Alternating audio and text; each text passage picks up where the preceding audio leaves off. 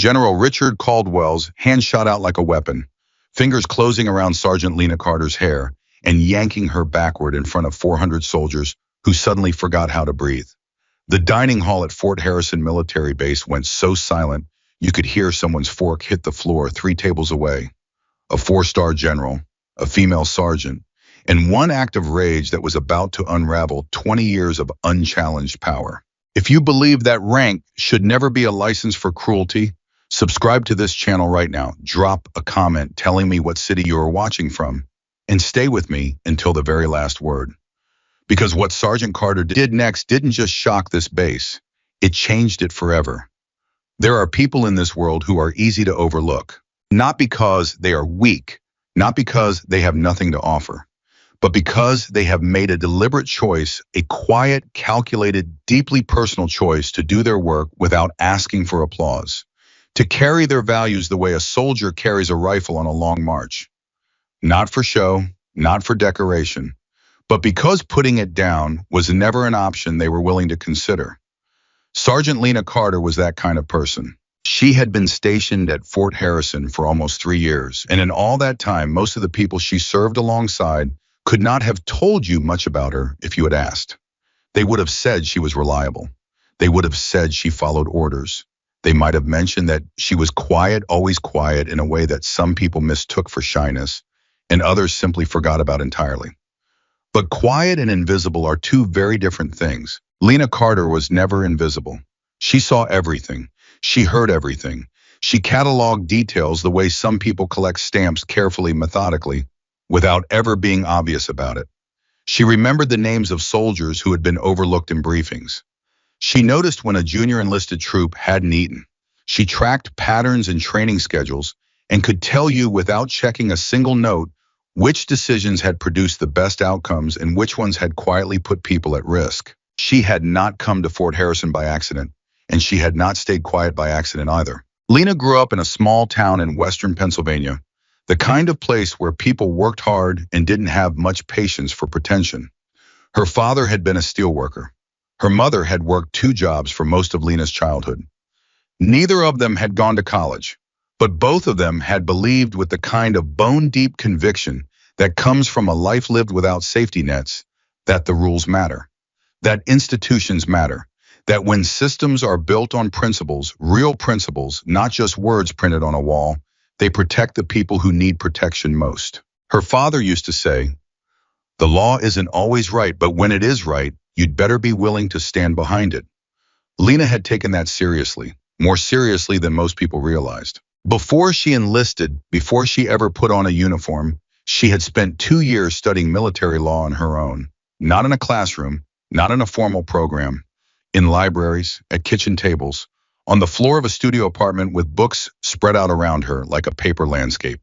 She studied the uniform code of military justice the way a surgeon studies anatomy, not for the sake of memorizing facts, but because she wanted to understand how the system was supposed to work, how it protected people, what happened when it failed. She enlisted because she believed in something, not in a naive way, not in the way of someone who has never been disappointed. She believed in it the way people believe in something they have thought about deeply, wrestled with honestly, and chosen deliberately. She believed that the military at its best represented a covenant, a sacred agreement between those who wore the uniform that they would hold each other to a standard. That rank would be earned, not just assumed. That power would be exercised with restraint and with accountability. What she found at Fort Harrison tested that belief in ways she hadn't fully anticipated. The base was large and complex, home to multiple units across different specialties. There were training facilities, logistics operations, medical divisions, and command structures, layered on top of each other like geological strata built up over decades. Most of the soldiers who served there were good people, hardworking, committed, doing their jobs with genuine dedication. But there was something else there too, something older and quieter and far more corrosive. Fear, not the healthy kind of fear that sharpens your focus in a dangerous situation. Not the productive fear that keeps you careful when the stakes are high. This was the other kind, the kind that gets into an institution the way water gets into a foundation, slowly and visibly, until one day the whole structure shifts and everyone pretends not to notice. The source of that fear had a name: General Richard Caldwell. He had been commanding officer at Fort Harrison for 6 years, and in that time he had built something that looked from the outside like a model of military discipline and efficiency. Inspection scores were high, training benchmarks were met, complaints were rare, or at least the official complaint count was low, which was not as Lena would come to understand the same thing. Caldwell was 58 years old, broad-shouldered, with a voice that had the weight of absolute certainty in every syllable. He had served in 3 conflict zones. He had decorations that covered the left side of his chest like a small country. He spoke about military tradition the way a priest speaks about scripture, as though the words themselves were sacred, and anyone who questioned them was committing something close to heresy. The soldiers under his command had learned to navigate around him the way experienced sailors navigate around a reef. You learned where it was, you learned how to stay clear of it, and you learned above all that if you were unlucky enough to get too close, there was nobody coming to pull you off. Lena had seen it within her first month. It was a small thing, or it looked small on the surface. A sergeant named Torres had raised a concern during a unit meeting about equipment protocols that hadn't been updated to reflect a new safety guideline. He'd raised it through proper channels. He'd been respectful, specific, and correct. The guideline had been issued 6 weeks earlier. The protocol hadn't caught up. It was a legitimate concern. 2 days later, Torres was reassigned to the worst duty rotation on the base. Nobody said it was because of the question he'd asked. Nobody had to. The message was delivered without a single word being spoken, which was how General Caldwell preferred to operate when he was making a point. Loudly, publicly, unmistakably, but with just enough deniability that no one could easily pin it down. Torres kept his head down after that. So did everyone else. Lena watched this happen. She took note of it. She filed it away in that careful, methodical part of her mind that was always working beneath the surface.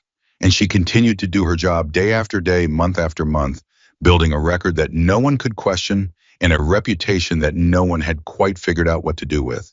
She was too junior to threaten, too competent to dismiss, too quiet to worry about. That was exactly how she wanted it. Because Lena Carter wasn't just a soldier. She was a witness, and she was building a case. The moment that changed everything began, as these moments so often do, with something that was supposed to be routine. It was a Thursday morning in October, and Fort Harrison was running a live training exercise, one of the quarterly field operations that Caldwell had personally redesigned 18 months earlier. His redesign had been praised in an official review. It had made the exercises more challenging, more realistic, more demanding. On paper, it looked like exactly what a serious commander would implement. In practice, there were problems. Lena had been assigned as part of the operations monitoring team for this exercise, a role that put her in direct contact with the field communications network and gave her access to real-time data from the training units. Her job was to track performance metrics and flag any operational anomalies that needed to be reviewed. What she saw in the data that morning was not an anomaly, it was a pattern. Over the course of about 4 hours, she tracked the movements and status reports of Delta Unit, a squad of 12 soldiers, most of them in their first or second year of service. They were the youngest, least experienced troops on the field, and they had been placed by General Caldwell's exercise design in a scenario that required them to navigate a section of terrain that the morning's weather conditions had rendered significantly more dangerous than the pre-exercise assessment had anticipated. The assessment was 48 hours old. The conditions had changed. Caldwell had been informed of the weather update during the morning briefing. He had chosen to proceed without modification. Lena pulled the weather report. She pulled the original terrain assessment. She cross-referenced both of them against the real-time position data she was receiving from Delta Unit. Then she pulled up the regulatory guidelines governing live training operations, guidelines that included specific provisions about when commanders were required to halt or modify exercises based on changed environmental conditions. She read the numbers. She read the guidelines. She read the numbers again. She set down her coffee, then she walked to her workspace, sat down, and began to write. The formal incident report she submitted that afternoon was 11 pages long. It cited 4 specific regulatory provisions. It included timestamp data from the Field Communications Network. It documented the discrepancy between the original assessment conditions and the actual conditions at the time of the exercise. It named General Caldwell's decision explicitly. and it was submitted through the official military review and accountability channel, the channel that existed specifically to allow soldiers to report command decisions that potentially violated operational safety standards. The report was filed at 2:47 in the afternoon. By 4:00, the base was buzzing. Word travels fast in a place where people live and work together in close proximity, where there are no real boundaries between the professional and the personal, where the person you ate breakfast with this morning is the same person standing guard 12 feet from you tonight. News at Fort Harrison didn't spread through social media or office gossip networks. It spread through the kind of low-voice, sideways glancing, we need to talk exchanges that happen in hallways and parking lots, in supply rooms, and anywhere else where two people can have a conversation without being completely overheard. Did you hear what Carter did? That was the sentence that circulated through Fort Harrison that Thursday afternoon. It passed from person to person with the speed and urgency of an alert because that's essentially what it was. A signal that something significant had shifted. Something that everyone on that base felt in their gut before they had fully processed it in their heads. A sergeant had filed a formal complaint against the commanding general, not through whisper networks, not through the informal channels where concerns get stated and then quietly buried, not through the kind of sideways, carefully worded, deliberately vague language that soldiers had learned to use when they wanted to say something without actually saying it. A formal documented on the record complaint. Names named, regulations cited, evidence attached. Sergeant First Class Dominic Reyes found Lena at her workspace at 4:30. Reyes was a 15-year veteran, solid and experienced, the kind of soldier who had seen enough to have opinions about most things and had learned to keep most of those opinions to himself. He pulled a chair up close to her desk and sat down without being invited, which told her immediately that this wasn't a social call. "Tell me you know what you just did," he said. "I filed a report," she said. "That's not what I asked." She looked up from her screen. "Then ask me what you actually want to know." He stared at her for a moment. His jaw was tight. "Carter, Caldwell has been here for 6 years. You know how many formal complaints have been filed against him in 6 years?" She waited. "2," he said, "both withdrawn within a week. Both soldiers transferred to different posts within 30 days after that." He leaned forward slightly. "Do you understand what I'm telling you?" "I understand that the people who filed those complaints made a decision to withdraw them," she said evenly. "I'm not going to make that decision." Reyes exhaled through his nose. "You're not scared." "I didn't say that. But you filed anyway." "I filed because the facts required it," she said. 12 soldiers were put at unnecessary risk. That's not a matter of opinion. I documented it. I cited the regulations.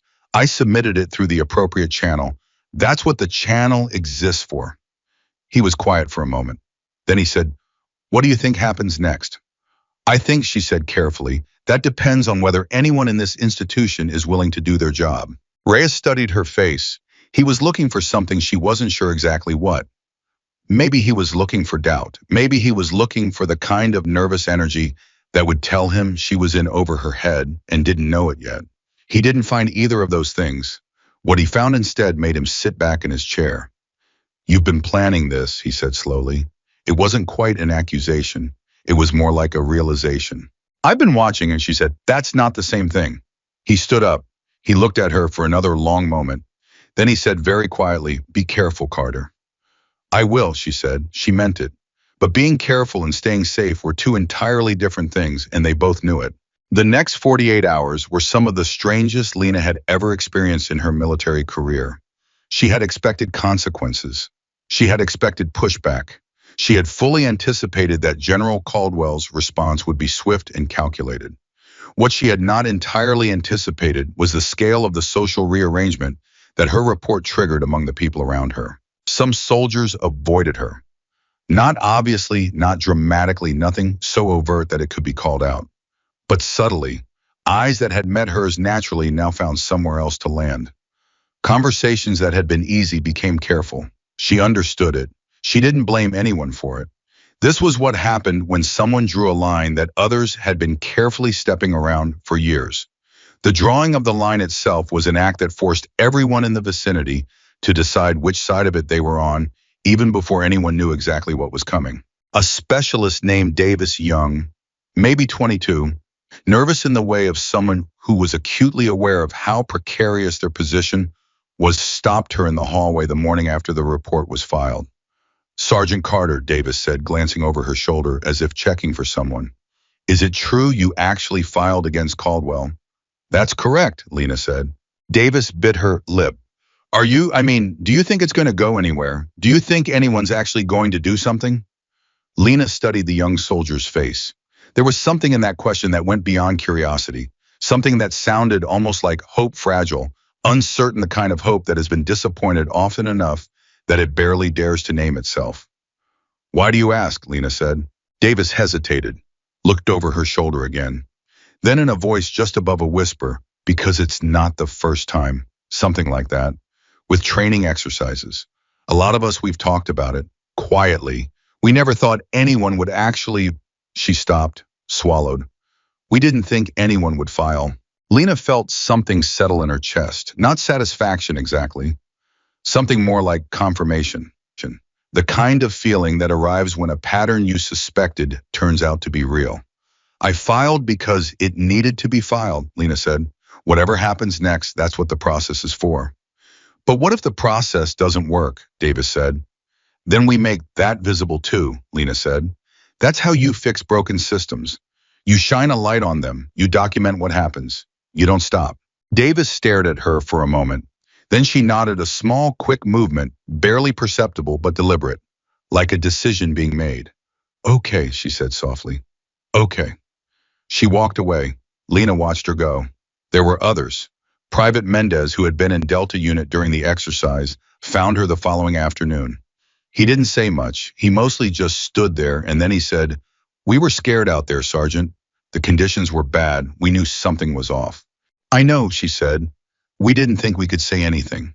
You can say something to me, she told him, if you want to. He did, and what he described the specific details of what Delta Unit had experienced during those 4 hours. The fear they'd felt, the concerns they'd raised over comms that had been minimized, the close calls that hadn't made it into any official after-action report added weight to what Lena had already documented. She listened to all of it. She took notes. She kept everything because she knew with the certainty of someone who had studied how these situations unfold that what was coming next was not going to be resolved quietly or quickly. She had poked a wound that the institution had been covering for years. The institution's first reflex would be to close ranks and protect itself. And the general who had not survived 6 years at Fort Harrison, without understanding exactly how to use his power, was already moving. The signs were subtle at first. Duty roster changes that technically fell within normal operational adjustments, but that concentrated the most uncomfortable assignments on the people who were known to have spoken with Lena. Supply requests from her unit that normally would have been processed in 2 or 3 days quietly disappeared into administrative limbo. A scheduled meeting with a senior officer who had initially seemed interested in her report was abruptly rescheduled and then rescheduled again. Caldwell was applying pressure, carefully, deniably, but unmistakably. He was trying to teach the same lesson he had been teaching for 6 years. This is what happens when you challenge me. Lena understood the lesson, and she rejected it completely. She kept working. She kept documenting. Every administrative delay she noted. Every changed roster assignment she recorded. She maintained her performance. She showed up early, stayed late, and completed every task assigned to her with the same precision and professionalism she had always brought. She was not going to give Caldwell a legitimate professional complaint to use against her. She was not going to become sloppy under pressure. She was not going to behave like someone who was afraid. Even though alone in her bunk at night, she was afraid. She would be dishonest with herself if she said otherwise. The fear was real. The awareness of what she had put at risk, her career, her standing, her future in the only professional world she had devoted herself to, that awareness sat with her every day like an uninvited guest who wouldn't leave. There were moments, particularly in the early morning hours, when the base was quiet and her thoughts were loudest, when she wondered if she had miscalculated, if she had overestimated the willingness of the system to hold itself accountable, if she had, in the end, simply handed a powerful and vindictive man exactly the justification he needed to destroy her. In those moments, she would do something that might have surprised people who thought of her as purely disciplined and analytical. She would think about Private Mendez, who had been scared on that training field and hadn't thought he could say anything. She would think about Specialist Davis, whose voice had filled with that fragile, barely named hope when she'd asked if anyone was going to actually do something. She would think about Sergeant Torres, who had asked a legitimate question in a legitimate meeting and had spent every day since then navigating the consequences of that single act of honesty. She thought about all of them. And then she got up, put her uniform on, and went back to work.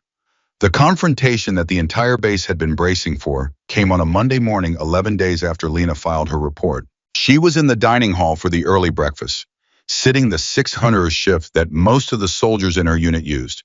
The hall was full, maybe 300 people at least spread across the long tables. Trays voices the ordinary noise of a large group of people feeding themselves before a long day. She was midway through her coffee when the hall doors opened and General Richard Caldwell walked in. She knew immediately that this was not routine. She had seen Caldwell in the dining hall before commanding officers weren't strangers to it, but there was something in the quality of his entry that was entirely different from any she had observed before. He wasn't there to eat. He wasn't there to mingle. His movement through the room was too directed, too purposeful, the kind of movement that had a specific destination already locked in. The noise in the hall dropped by half before he'd taken 10 steps. By the time he reached her table, it had dropped to nearly nothing. He stopped beside her. She could feel the weight of the room's attention like a physical pressure, the way you can feel the change in air before a storm breaks. She set down her coffee. She stood. Not because she was afraid, not because she was making a gesture of defiance. She stood because it was the appropriate response to the presence of a senior officer, and she was not going to give him even the smallest legitimate grounds to criticize her conduct. Whatever was about to happen, she was going to be exactly correct in every detail she controlled. Sergeant Carter, he said, his voice was controlled. Cold. The kind of cold that has been carefully managed by someone who wants to give the impression of absolute authority rather than raw anger. General Caldwell, she replied, I understand you filed a report concerning the October training exercise. That's correct, sir. I'd like to understand your thinking, he said. You're a sergeant, not a safety officer, not a command review analyst.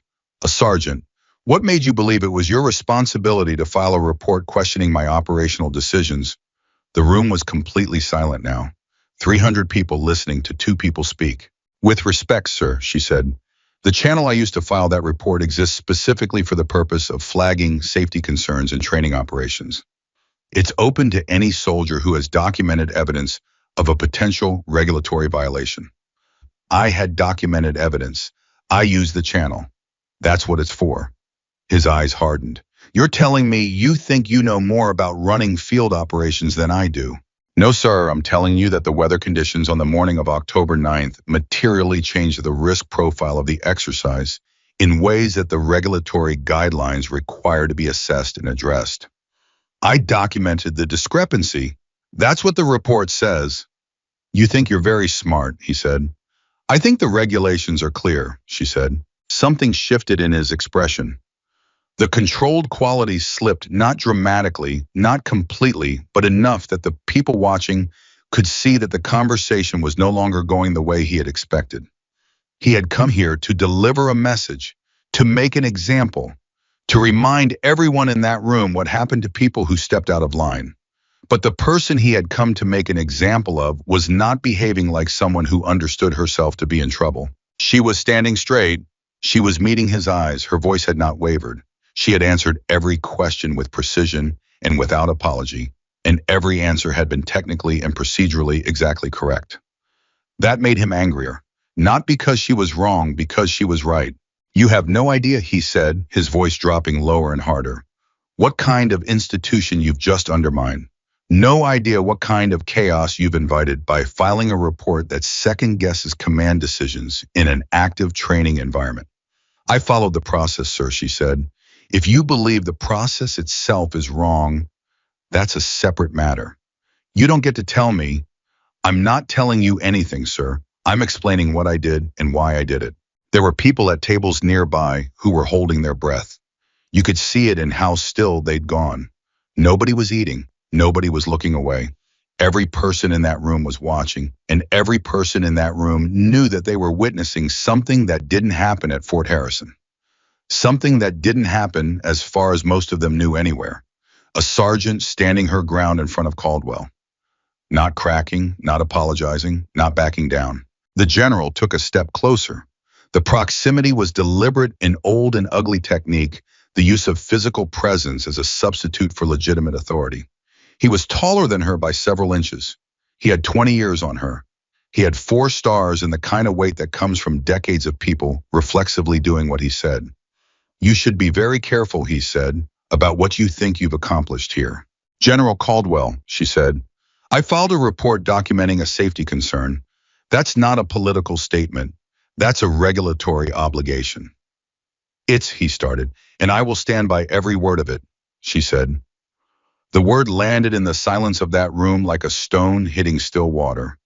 The ripple was invisible, but everyone felt it. That was the moment, that was the precise instant when Richard Caldwell, a man who had been accustomed for 20 years in positions of increasing authority to the immediate and total compliance of everyone around him, understood that he had encountered something he did not know how to manage.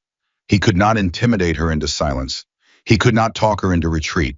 He could not make her smaller simply by standing close to her. And the fury that this produced in him, the deep, reflexive, ego-driven rage of a man whose power had just failed to do the thing power was supposed to do, broke through the surface of the control he had been maintaining.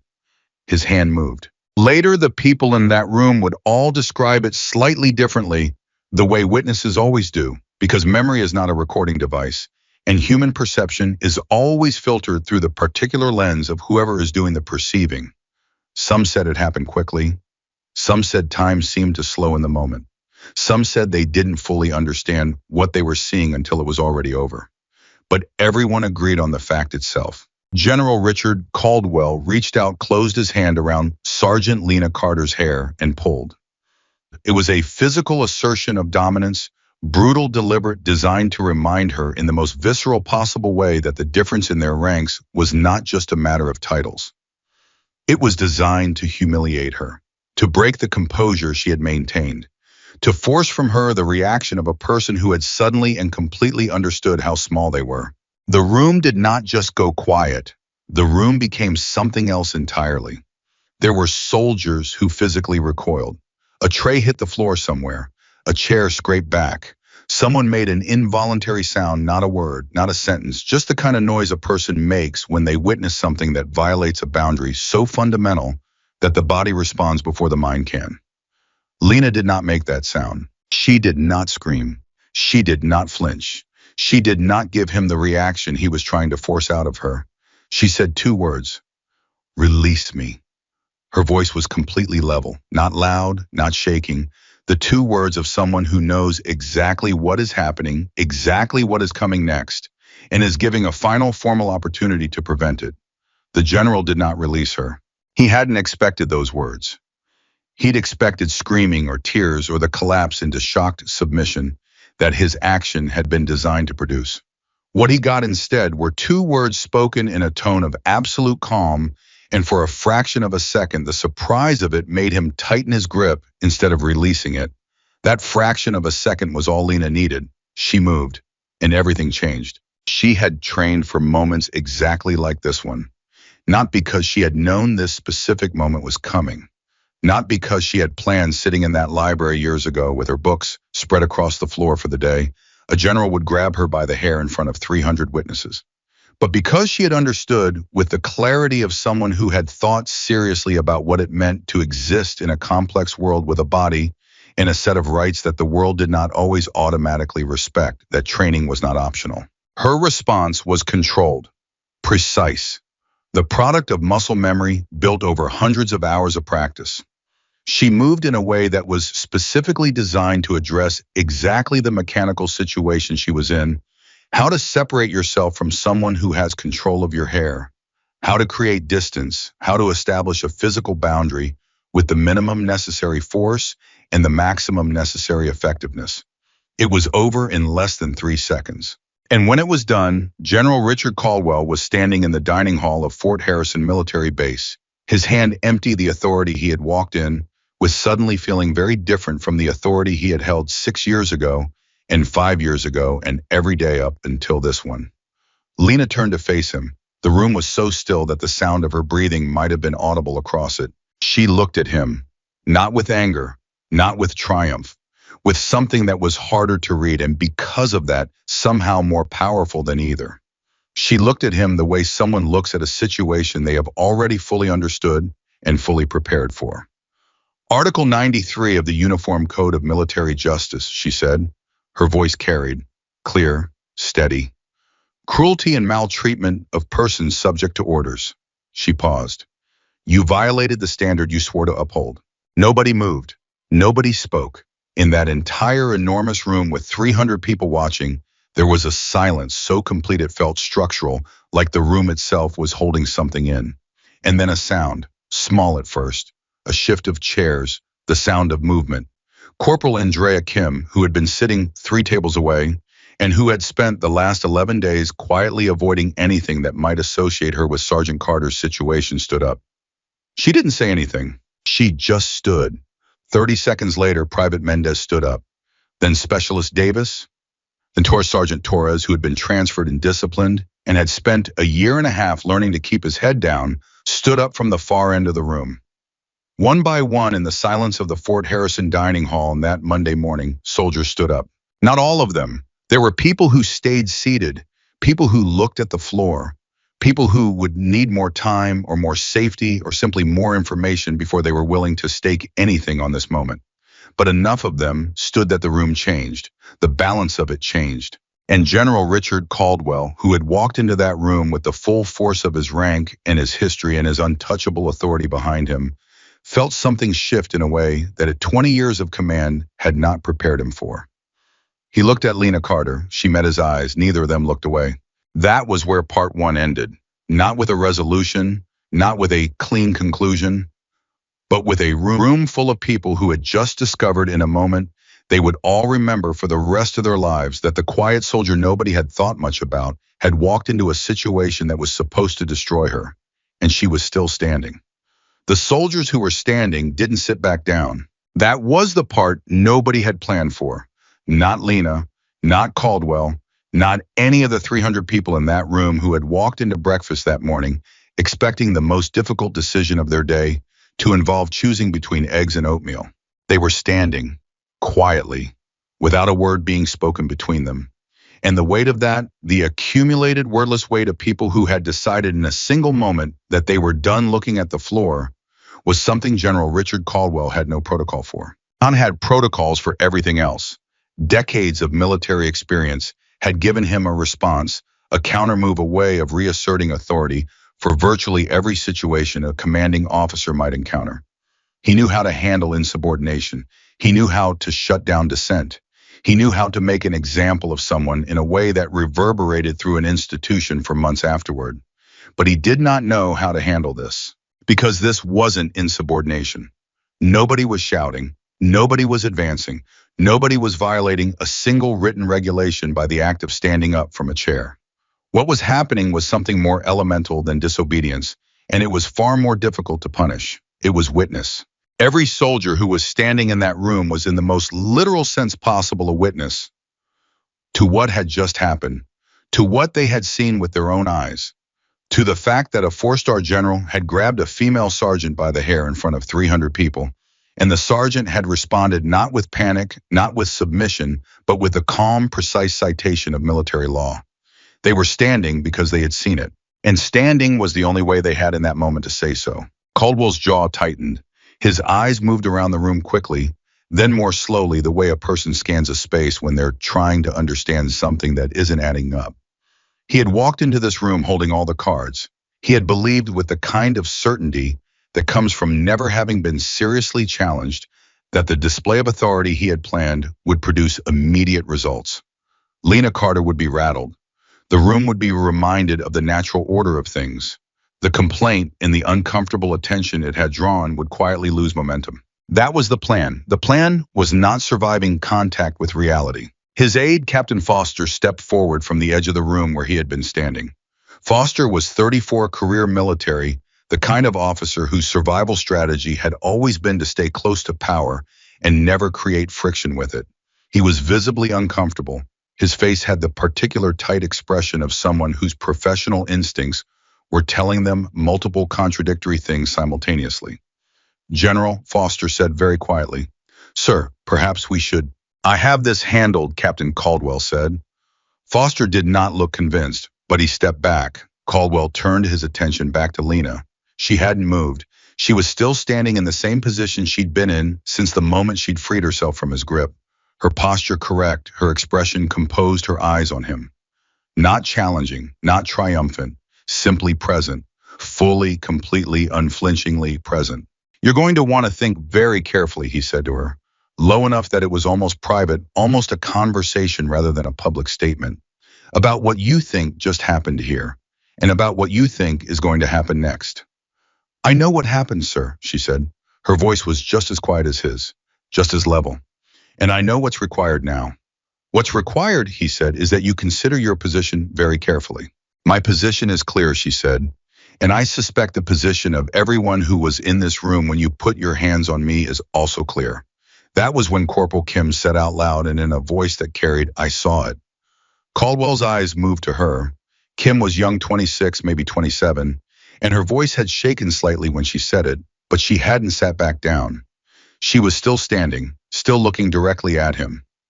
So did I, said a voice from the left side of the room, and then another, I saw it, and another, not a chorus, not organized, not rehearsed. One at a time scattered throughout the room, individual human beings speaking individually in their own voices, each sentence landing separately so that the cumulative effect was not a crowd chanting, but something far more specific and far more damning. A room full of separate people, each making a separate individual choice to say a separate individual thing. I saw it, I was here, I saw what you did. General Caldwell stood very still. Captain Foster had gone pale, and Lena Carter, who had spent 3 years being the soldier nobody noticed, stood in the center of the Fort Harrison dining hall and understood that the moment she had spent years preparing for, not this specific moment, not these specific words, but the category of moment, the type of reckoning had arrived. It had arrived differently than she had expected. It had arrived better. She didn't let herself feel it fully. Not yet. There was still too much that could go wrong.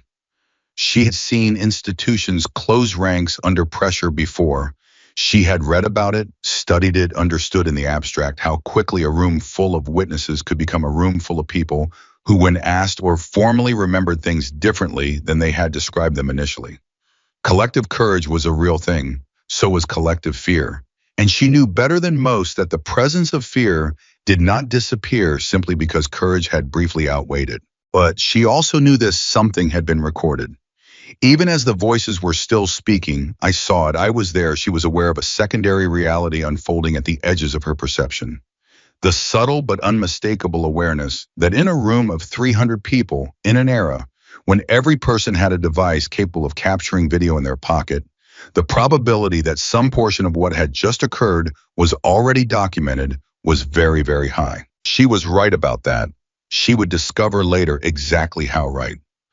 Caldwell spoke again. His voice had regained some of its control, the years of command experience reasserting themselves, the reflexive competence of a man who had been in difficult situations before and had always found a way through them. This conversation is over, he said. Sergeant Carter, you will report to my office at 1300 hours. He looked around the room briefly. Everyone else finish your breakfast. Today's schedule stands. He turned and walked out. The room exhaled. It was a physical thing, the release of collective tension that had been building for the last 7 minutes. The sound of it, 300 people letting out breath they'd been holding, was almost loud. Captain Foster hesitated at the door. He looked back at Lena, once a fast, complicated look that contained too many things to fully read, and then he was gone too. The room started talking, not quietly, not the low murmur of people processing something privately. Loudly, immediately, the way people talk when they have just collectively survived something, and the relief of survival has opened up the gates of language. Tables that had been silent were suddenly full of voices, and the voices were not speaking about breakfast. Lena stayed where she was for a moment. Then she picked up her coffee from the table where she'd set it It was cold now and sat back down. Sergeant Torres came and sat across from her. He hadn't made it to the same mess hall as her regularly in the past year and a half. His reassignment had put them in different operational rotations. But he was here this morning, and the look on his face was the kind that arrives when something you have been carrying alone for a very long time has suddenly unexpectedly been picked up by other hands. You knew, Torres said. It wasn't a question. I knew something had to be done, she said.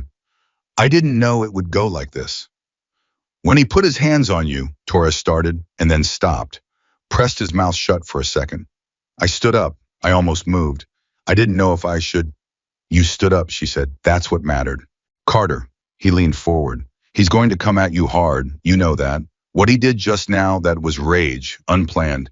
He walked in here with a plan, and you blew it up in front of everyone, and he lost his temper, and now, Torres shook his head. He's going to have a new plan by 1300. I know, she said. Do you have a plan? She met his eyes. Yes. He stared at her. You want to tell me what it is? I want to keep doing exactly what I've been doing, she said. Document everything. Stay within the regulations. Don't give him anything legitimate to use against me. That's not enough, Torres said. You know that's not enough. I did everything right too. I still got transferred. You filed informally, she said quietly. Not as a criticism, as a fact. What I filed is on the record. That's different. Is it? The word came out with the weight of hard experience behind it. Or does on the record just make it easier for them to know exactly what to suppress? Lena was quiet for a moment. She wasn't going to argue with him. She understood where that question came from. I need to make a call, she said. Torres watched her get up. Be careful, he said. She didn't slow down. You keep telling me that, she said over her shoulder. I'm starting to think it means something different coming from you than it does coming from everyone else. It means I actually hope you make it, he said. She paused, looked back at him. Something in her face that wasn't quite a smile but was the nearest neighbor of one. Then help me, she said. He was quiet for 3 full seconds. Then what do you need, she told him. The next 3 hours were the most consequential of the crisis, though nobody on the base fully understood that in real time. While the dining hall settled back into something resembling normality on the surface. Trays being cleared, soldiers heading to their duty stations, the administrative machinery of a large military base, grinding forward on its normal schedule beneath that surface. An enormous number of things were happening simultaneously. Lena made her call from a supply corridor near the east wing of the operations building. She had chosen the location deliberately not because she believed conversations there were guaranteed to be private, but because it was a legitimate place for a soldier to stand and have a conversation, and she was not going to do anything that could be characterized as furtive or improper. Every choice she made with the awareness that it might later be scrutinized. The call was to her sister, a civilian attorney in Pittsburgh, who had spent the last 8 years working in civil rights law, and who was one of approximately 4 people on Earth who knew the full scope of what Lena had been documenting at Fort Harrison. Her sister's name was Rachel. She picked up on the second ring. Lee. Rachel's voice was immediate and alert, not because she'd been waiting, because she was the kind of person who paid attention to who was calling and calibrated her attention accordingly, and a call from her sister during what should have been a duty day registered as significant. It escalated, Lena said. A beat of silence. How far? He put his hands on me, in the dining hall, in front of approximately 300 witnesses. The silence on the other end lasted longer this time. When Rachel spoke again, her voice had a different quality, the particular focus that Lena associated with her sister, shifting from person into professional.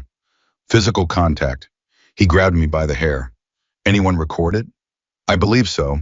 I haven't confirmed it yet, but the room had 300 people in it, and it's twice. The probability is extremely high. Are you hurt? No. Okay. Rachel paused. Okay, Lee.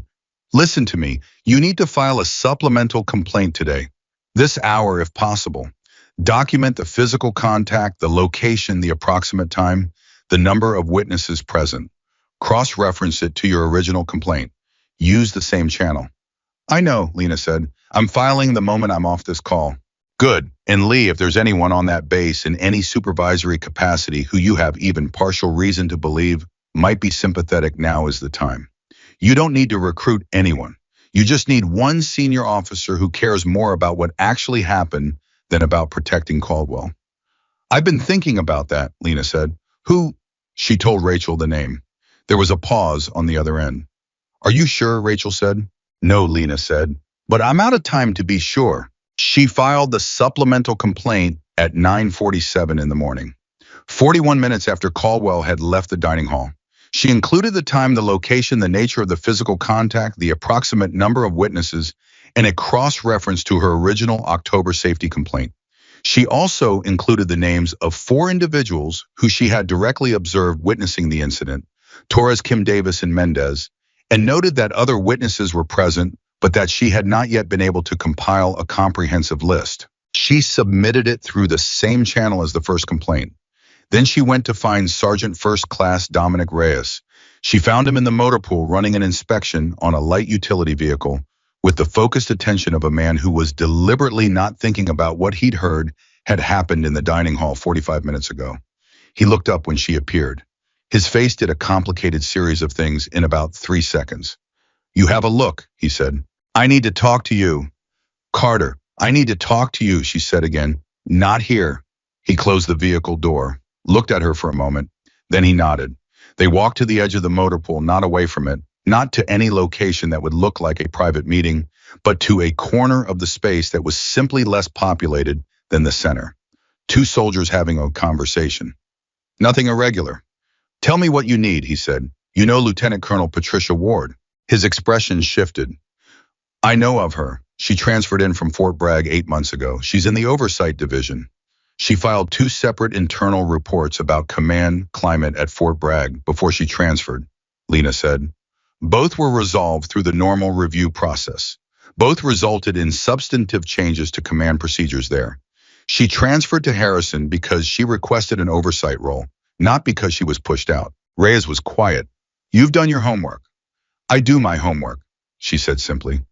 I need someone to take the supplemental complaint directly to Ward.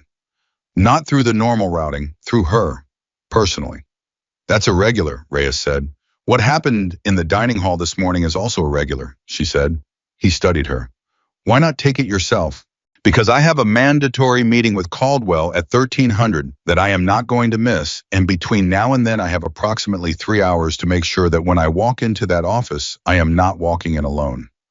Reyes was quiet for a long moment, the kind of quiet that is full of internal calculation, the weighing of risks, the assessment of consequences, the very personal decision about what kind of person you want to be when the moment arrives that makes it matter. If I take this to Ward, he said slowly, and she decides to engage, officially engage, Caldwell is going to know I was involved. Yes, Lena said, he will. And if she decides it's above her pay grade and routes it back through normal channels, then we're back to where we were, Lena said, but with more documentation. Reyes exhaled through his nose. You're not scared of anything, are you? I told you before, she said. I didn't say I wasn't scared, but you're doing it anyway. I'm doing it anyway, she confirmed. He stared at her for one more long moment. Then he put his hand out. She looked at it. Then she handed him the document. He walked away without another word. She watched him go. Then she turned and went back to work. The hours between 10 in the morning and 1 in the afternoon at Fort Harrison that Monday were a masterclass in the particular tension of an institution that knows something has happened but doesn't yet know what it means. The base continued to function, training schedules ran, duty rosters were executed. The administrative engine of a large military installation does not stop for human drama, no matter how significant the drama. But beneath that continuity, everything was different. In the barracks of Delta Unit, Private Mendez sat down with 4 of his squad mates from the October exercise and told them what he'd told Lena 2 weeks earlier. The things he'd seen, the fear they'd felt, the communications that had been minimized. This time, 2 of them asked for the contact information for the review channel. He gave it to them. In the junior officers' lounge, 3 second lieutenants who had breakfast in the dining hall that morning and who had technically been in uniform long enough to understand the magnitude of what they'd witnessed were having the kind of conversation that people have when they're trying to figure out whether the thing they saw was as serious as it felt. It was. They knew it was.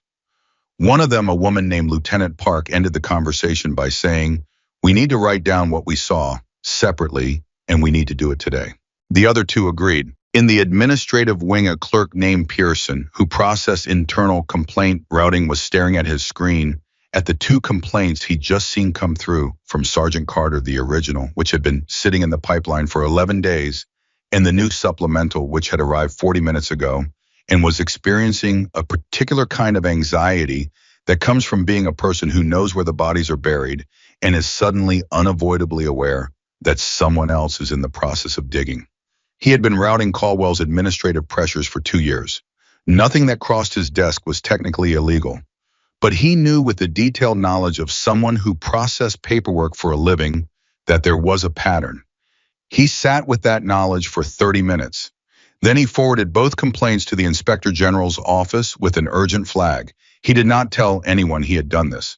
And in a small office in the Oversight Division, Lieutenant Colonel Patricia Ward read a document that Sergeant First Class Dominic Reyes had placed on her desk at 11:15 with the words, "Ma'am, I think you need to see this today." Ward had been in the military for 23 years. She had seen many things. She read the document slowly without expression. When she finished, she read it again. Then she set it down and looked at Reyes. "You understand what you're bringing me," she said. "Yes, ma'am," he said. "And Carter, she knows you're here. She asked me to come." Ward was quiet for a moment. "How is she?" The question surprised him. He paused. He thought about how to describe Lena Carter accurately. "She's exactly what the document suggests, ma'am. She's prepared, she's correct, and she's not going to stop." Ward nodded once, so slow of him. "Tell me what happened in the dining hall this morning, not what's in here." She tapped the document. "What you saw," he told her. "Everything." The moment Caldwell walked in, Lena standing up, the exchange, the grab, the words Lena had spoken after it, the soldiers standing up one by one. Ward listened without interrupting. When he finished, she said nothing for a full 10 seconds. Then she picked up her phone. Reyes left her office not knowing what she was going to do with that phone call. That was the honest truth. He walked out into the hallway with the document gone from his hands and no guarantee about what came next. And he felt the full weight of that uncertainty in a way that was not entirely comfortable. He had not been a person who moved on incomplete information. His 15 years of experience had made him careful, deliberate, methodical.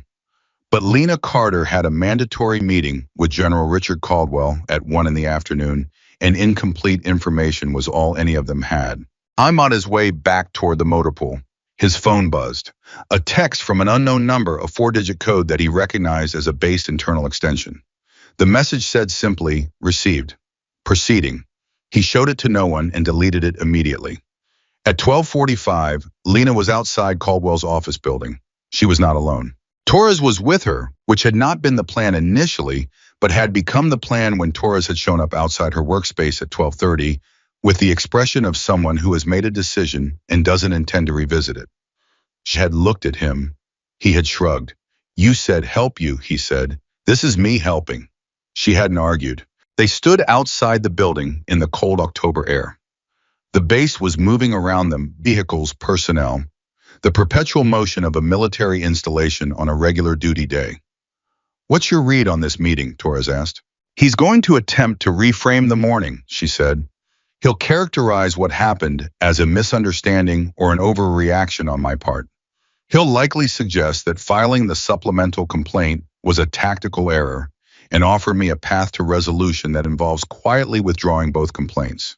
And if you don't take it, then he'll let me know what the alternative looks like, which is whatever version of professional destruction he's decided he can justify." Torres was quiet for a moment. "You know what gets me," he said. "It's not even that he thinks he can get away with it. It's that he's probably right. That's the part that actually keeps me up at night. He's been right for 6 years." "He was right," she said. "He's not right anymore." "What changed?" She looked at him. 300 witnesses, she said, and one of them had a phone. She pushed open the door and went inside. Caldwell's outer office was staffed by a specialist named Grant, who had the expression of someone who had been told nothing about what was happening, but had absorbed enough ambient tension to know that today was not a normal day. He showed Lena in at exactly 1300 hours. Torres waited outside. The general's office was large as befitted his rank. Lena didn't waste time looking at it. She crossed to the designated visitor's position, stood correctly, and waited. Caldwell was behind his desk. He did not immediately look up from what he was reading. This was another technique. The deliberate delay the performance of being too occupied to immediately acknowledge someone who has just entered the room. A small act of dominance, a reminder of the differential between them. Lena stood and waited. After about 90 seconds, he looked up.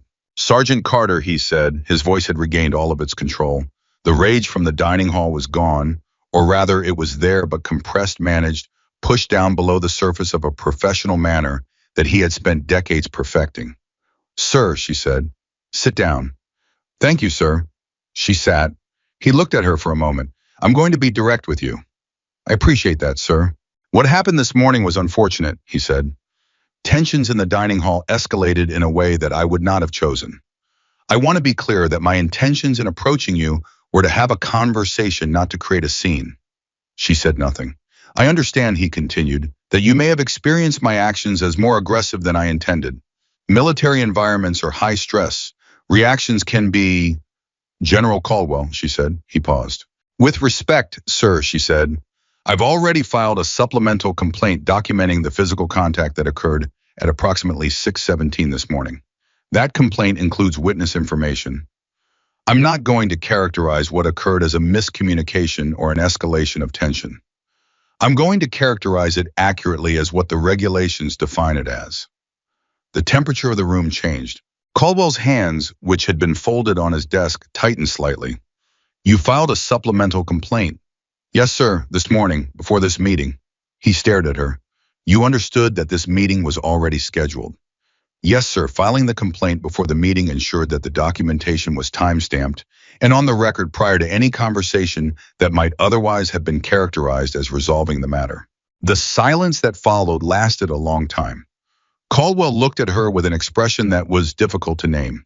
It was too complicated to be purely anger, contained too many things that were competing with each other. You've been planning this for a while, he said.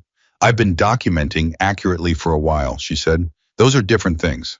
He leaned forward. Let me tell you something, Sergeant. I have been commanding officer in this institution for longer than you have been in the military. I have seen situations like this before. Soldiers who believe they have identified something that justifies going outside the normal chain of command. Soldiers who believe that the documentation they have assembled is airtight and that the process is going to work the way the textbooks say it does. He paused. They are almost always wrong about at least one of those things. Then I'll find out which one, she said. He studied her. You're not afraid of me. I'm afraid of letting something wrong go undocumented because I was afraid of you, she said.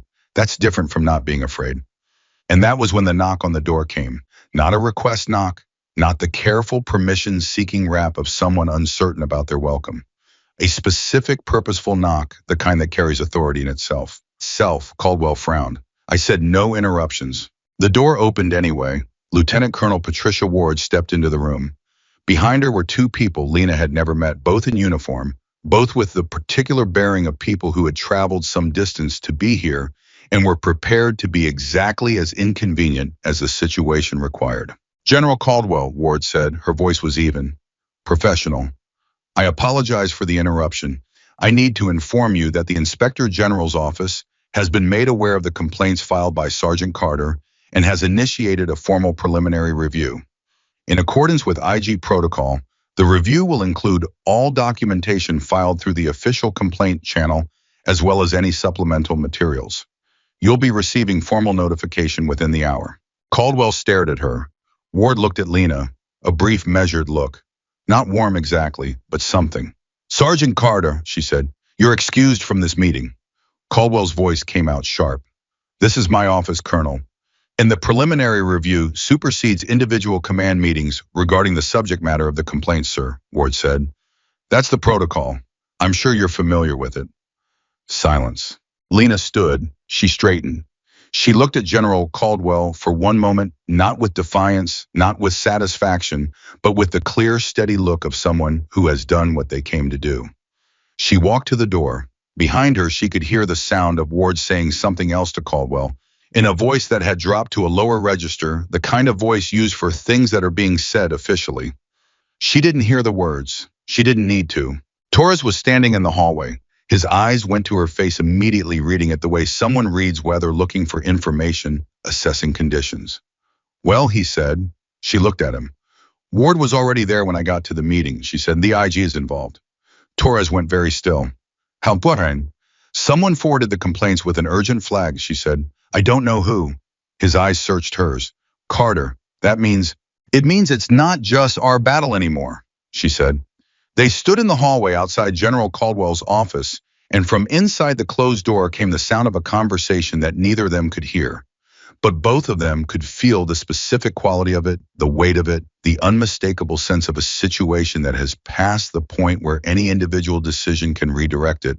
The institution, which had been protecting itself for 6 years by absorbing complaints and suppressing dissent, had just discovered that one of its own internal mechanisms, the Inspector General's process, the oversight division, the regulatory structure it had always claimed to honor, had been activated.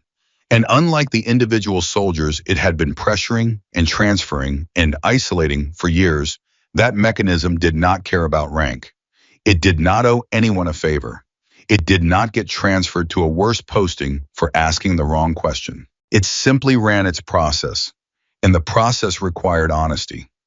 Lena didn't feel triumphant. She felt tired, the bone-deep tiredness of someone who has been carrying something heavy for a very long time and has finally set it down somewhere safe enough to let go. Not safe, not resolved, but safe enough. Torres looked at her. He said, "You've been working toward this for 3 years. Since the first week I was here," she admitted. "Since Torres, you got transferred. Since I started seeing the pattern. Why didn't you tell anyone?" She met his eyes. "Because I needed it to be real. Not just a complaint that could be characterized as a personal grievance. I needed the documentation to be so solid, so specific, so completely within the regulations that there was no version of the story where I was the problem." She paused. "Because you know what happens to people who are characterized as the problem." He did know. He had lived it. "So all of it," he started. "All of it was documentation," she said. "The safety report was the first piece. The supplemental was the second. The witnesses in the dining hall." She stopped, let out a breath. "He gave me the witnesses. I didn't plan that part." Torres looked at the closed door behind them. Then he looked at her. "He gave you everything," Torres said slowly. "He gave me everything," she confirmed. Down the hallway a door opened. Specialist Davis appeared, looked down the corridor and saw them. She paused. Then she walked toward them with the deliberate, careful movement of someone carrying something fragile. She stopped in front of Lena. Her voice was quiet. "Sergeant Carter," she said. "3 of us from the dining hall this morning, we wrote out statements, what we saw, separate ones like Lieutenant Parks said to. We've already submitted them." She swallowed. "There's more. A lot of the others people who were there, they're writing them too. It's been going around since this morning." Lena looked at her for a moment. "Thank you, Specialist," she said. Davis nodded. Then she did something that was entirely outside protocol and military formality, something that happened simply because she was a 26-year-old human being who had been scared for a long time and had done something brave today and needed to acknowledge the person who had made it possible. She put her hand briefly on Lena's arm, then she walked away. Torres watched her go. When she was out of earshot, he said, "That's not something they covered in any training I ever had." "No," Lena agreed quietly. "What do we do now?" She thought about that for a moment. The hallway was quiet. The base was still running its schedule. The machinery of the day was still grinding forward in its ordinary way. Now, she said, we wait. We document anything that happens between now and the review. We make sure every person who wants to give a statement has access to the right channel to do it. We make sure nobody gets pressured into silence without that pressure itself being on the record. And Caldwell, she was quiet for a moment. "Caldwell is going to have the worst afternoon of his career," she said, "and I think we both know it." Torres said nothing. He was looking at the closed door again. From somewhere inside that office, muffled by walls and protocol and all the institutional apparatus that was supposed to make things work properly, came the sound of General Richard Caldwell's voice. He was not shouting. He was too experienced to shout in a formal meeting with an IG review in progress. But the control in his voice was different from what it had been this morning. This morning when he'd walked into the dining hall, his control had been the control of someone who knows they hold all the power. What Lena heard now, faint and filtered through a closed door, was the control of someone who was holding on. She turned away from the door and walked down the hallway, Torres beside her, into the afternoon that was about to change everything. The afternoon moved fast, faster than anyone at Fort Harrison had experienced in years, in the specific way that time accelerates when an institution realizes it can no longer manage the story it's been telling about itself. At 1400 hours, exactly 1 hour after Lena had walked out of Caldwell's office, Torres's phone buzzed with a message from Reyes. 3 words: Ward is moving, that was all. Torres showed it to Lena without comment. She read it and kept walking. They were heading back toward the operations wing. Not because there was anything specific waiting for them there, but because standing still in a corridor, while the institution rearranged itself around them, felt wrong. Lena was someone who needed to be moving when things were in motion. Stillness during crisis felt like surrender even when there was nothing specific to do. Ward moving means what exactly? Torres asked. It means the preliminary review isn't staying preliminary, she said. Someone decided to escalate it. Who has that authority? Ward does, Lena said. If she believes the IG flag meets the threshold for formal investigation, which given the supplemental complaint and the physical contact documentation and however many witness statements have been submitted in the last 5 hours. She paused. She has more than enough. Torres absorbed this. Caldwell is going to fight it. Of course he is, she said. He has every resource he's accumulated over 20 years, and he knows how to use them. He's going to call in every favor. He's going to characterize this as a coordinated attack by disgruntled personnel. He's going to find every procedural lever available to him and pull all of them. And this time, she said, the documentation is going to be stronger than the levers. She said it steadily. She believed it. But belief and certainty were 2 different things, and the difference between them lived in the part of her chest that had been tight since 6:17 that morning and had not entirely released since. She had set things in motion, large institutional things. The kind that once set in motion do not stop because one person changes their mind or loses their nerve. But they also do not always go where they're aimed. She knew that. She had read enough case histories to know exactly how often the right side won the early rounds and lost the long game. She was not going to lose the long game, but she was also not going to pretend she was certain. At 1422, the base-wide intercom system, a relic of older communication protocols that most people at Fort Harrison mostly ignored because it was almost exclusively used for routine announcements, came to life with a sound that made every person who heard it do the same involuntary thing, stop what they were doing and listen. The voice that came through was not Caldwell's. It was the voice of the base's deputy administrative officer, a colonel named Hutchins who most soldiers knew only as the person who announced schedule changes and holiday rotations. His voice was the same flat practice tone he always used, but the words were not the words he normally used.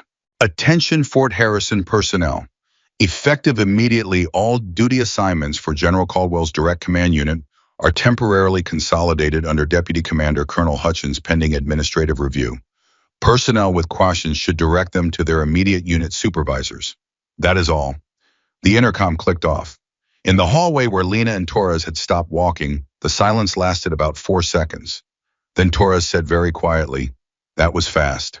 "Ward moved faster than I expected," Lena said. Her voice was controlled, but her pulse was not.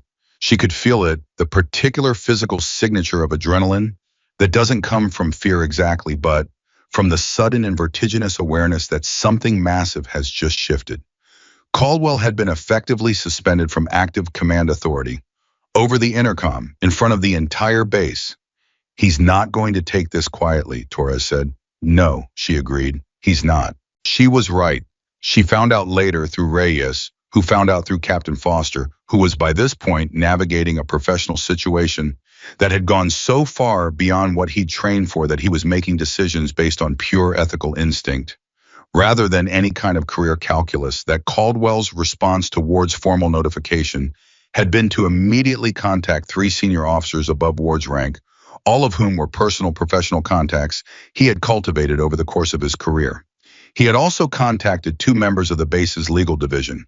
He had prepared within 40 minutes of Ward leaving his office a formal counterstatement characterizing the complaint filed by Lena as retaliatory and motivated by a pattern of insubordination he intended to document. I was not wrong that this was a strategy that had worked before. It had worked before because the institutional dynamics at Fort Harrison had always favored the person with the most accumulated authority. That dynamic had been so stable for so long that Caldwell had built his entire defensive strategy around it. What he had not adequately accounted for was the footage. Corporal Andrea Kim had not intended to record anything when she'd pulled out her phone in the dining hall that morning. She had been showing something to the soldier sitting next to her, a photograph of her nephew's birthday party from the weekend, and her phone had been in her hand and unlocked when General Caldwell walked into the room. When the room went quiet and the confrontation between Caldwell and Lena began escalating, Kim had done something that was not a decision so much as a reflex. She had pressed the record button. She had captured 4 minutes and 17 seconds of footage. The quality was not cinematic. It was the normal, slightly shaky, ambient, noise-heavy footage of a phone camera operated by someone whose hands were not entirely steady. But it was clear enough. The exchange between Caldwell and Lena was audible, not every word, but enough words and the right words. And the moment of physical contact was fully visible, unmistakable, documented. Kim had not told anyone about the footage that morning. She had gone very still in the aftermath of the incident and had done exactly what she had said she would do. Stood up, said she saw it, and then when Caldwell left the room, sat back down and stayed quiet while the room erupted around her. She hadn't known whether to submit the footage. She hadn't known if it would help or hurt. She hadn't known if having it would make her a target. At 14:47 that afternoon, Specialist Davis sent her a text message that said simply, "Did you record anything this morning they need to know?" Kim stared at that message for 6 minutes. 6 minutes in which she weighed everything she had: her career, her remaining year and a half on her current posting, the relative safety of being invisible against the specific and deeply uncomfortable knowledge that she had 4 minutes and 17 seconds of footage. That was the difference between a complaint that could be argued around and a complaint that could not. She forwarded the footage to Davis at 14:53. Davis forwarded it to Lena at 14:55. Lena received it at 14:57 and watched it once standing in a stairwell with Torres beside her, both of them looking at the screen of her phone. She watched Caldwell walk toward her table. She watched herself stand. She heard her own voice steady, clear, exactly as she'd experienced it, which was somehow both reassuring and surreal. She watched the exchange escalate. She watched Caldwell's hand move. She watched the moment of contact. She watched herself respond. She heard herself say Article 93 of the Uniform Code of Military Justice. Then she turned off the screen. "Kim filmed it," Torres said. "Kim filmed it," she confirmed. He exhaled, not quite a laugh, something compressed and complicated that was the emotional equivalent of a person who has just been told the thing they most needed to hear. "Carter," he said. "I know," she said. "What do you do with it?" "I submit it through the IG channel," she said. "Right now, tonight, before anyone has a chance to argue about what it shows." She pulled up the complaint channel on her phone and attached the footage to the supplemental complaint she had filed that morning. The submission timestamp read 15:03. She put her phone in her pocket. Torres said nothing for a moment. "Then do you know what Caldwell is going to say when that footage comes out?" "He's going to say it's out of context," she said. "He's going to say there are things that happened before Kim started recording that explain his actions. He's going to challenge the admissibility based on whether Kim had authorization to record in a dining hall. He's going to do everything a person with very good legal resources does when they are confronted with visual evidence of something they cannot deny." "And the footage is still going to show what it shows," Torres said. "Yes," she said, "it is." The stairwell was quiet around them. Through the walls came the muffled sounds of the base vehicle's distant conversations, the ordinary noise of several thousand people's lives intersecting on a patch of military real estate in an ordinary way. Nothing sounding like crisis, nothing sounding like the worst afternoon Fort Harrison had seen in a decade. The institution was still breathing, still moving, still running its schedules and its rosters and its administrative machinery as if nothing fundamental had changed. But it had, and everyone who knew about the footage would know it had. Torres spoke first. "Kim's going to catch heat for this." "Possibly," Lena said. I'm going to make sure her name is noted as a cooperating witness in the IG process, which gives her some procedural protection. And she's going to have exactly the same protection that I have the fact that her conduct was within the regulations. She saw something, she documented it, she submitted channel. That protection works so well for the two people who filed against Caldwell before, Torres said. They filed informally, and she said, this is different. This is a formal IG investigation with documented physical misconduct footage. Those are not the same situation. He nodded slowly. You know what I keep thinking about? Tell me. I keep thinking about the fact that for 6 years, Carter, everyone who filed anything, anyone who pushed back, got handled. And I keep wondering what would have happened if someone had pushed this hard earlier. She was quiet for a moment. I don't think it would have worked earlier, she said finally. Not because the system wasn't ready, because the documentation wasn't ready. You can't take this kind of case forward on two informal complaints in a general sense that something is wrong. You need a record. You need a pattern. You need the thing to happen in front of witnesses and on camera. She paused. He gave me all of it. Today, in that dining hall, he walked in there to intimidate me, and he gave me everything I needed. Torres looked at her. Was that what you were waiting for him to do something that couldn't be explained away? She considered the question honestly. I was waiting to have enough documentation that whatever he did, I could answer it, she said. I didn't know exactly what form it would take. I didn't expect him to. She stopped, took a breath. I didn't think he'd be that reckless, that angry. Pride, Torres said. He thought you'd break. He walked in there absolutely certain you were going to break, and when you didn't, he lost it. She didn't answer that. She didn't need to. They both understood it. At 15:30, Reyes found them in the operations wing and told them what he'd heard through a chain of sources he declined to name, but that Lena understood involved at least two people in the administrative wing who were as of today no longer certain which direction to hedge their bets. Ward submitted the formal investigation request to the IG office at the regional command level, Reyes said, not just base level IG regional. That landed differently. Torres straightened. Lena felt it too, the shift in scale that the word regional implied. A base-level preliminary review was manageable. It existed within the same institutional ecosystem as Caldwell himself. A regional investigation was different. It existed outside that ecosystem, reporting to a chain of command that Caldwell's 6 years at Fort Harrison had not given him the same degree of influence over. Ward did that on her own authority, Torres said. She submitted it as an urgent escalation request based on the physical misconduct, documentation, and the footage, Reyes said. She cited the regulatory threshold for incidents involving documented misconduct by a commissioned officer above the rank of colonel. She moved fast, Lena said. She moved fast, Reyes confirmed. He looked at her. Carter, Ward asked me to tell you something. Lena waited. She said, he paused, chose his words carefully. She said she wants you to understand that the investigation is going to take time, and that during the time it takes you need to be exactly as correct in your conduct as you have been up to this point. No errors, no irregularities, nothing that can be used. I understand, Lena said. She also said, he stopped again. Reyes, she said, just say it. She said you did the right thing, he said, and she wanted you to know that from someone with enough rank to mean something. Lena absorbed that. She didn't let it show too much in her face. She had long ago learned to process moments like this internally quickly and then put them somewhere safe and keep moving. Thank her, she said. She also said to tell you she's been waiting for someone to do this for 2 years, he added. That one she didn't respond to immediately. She let it sit for a moment in the stairwell air between them.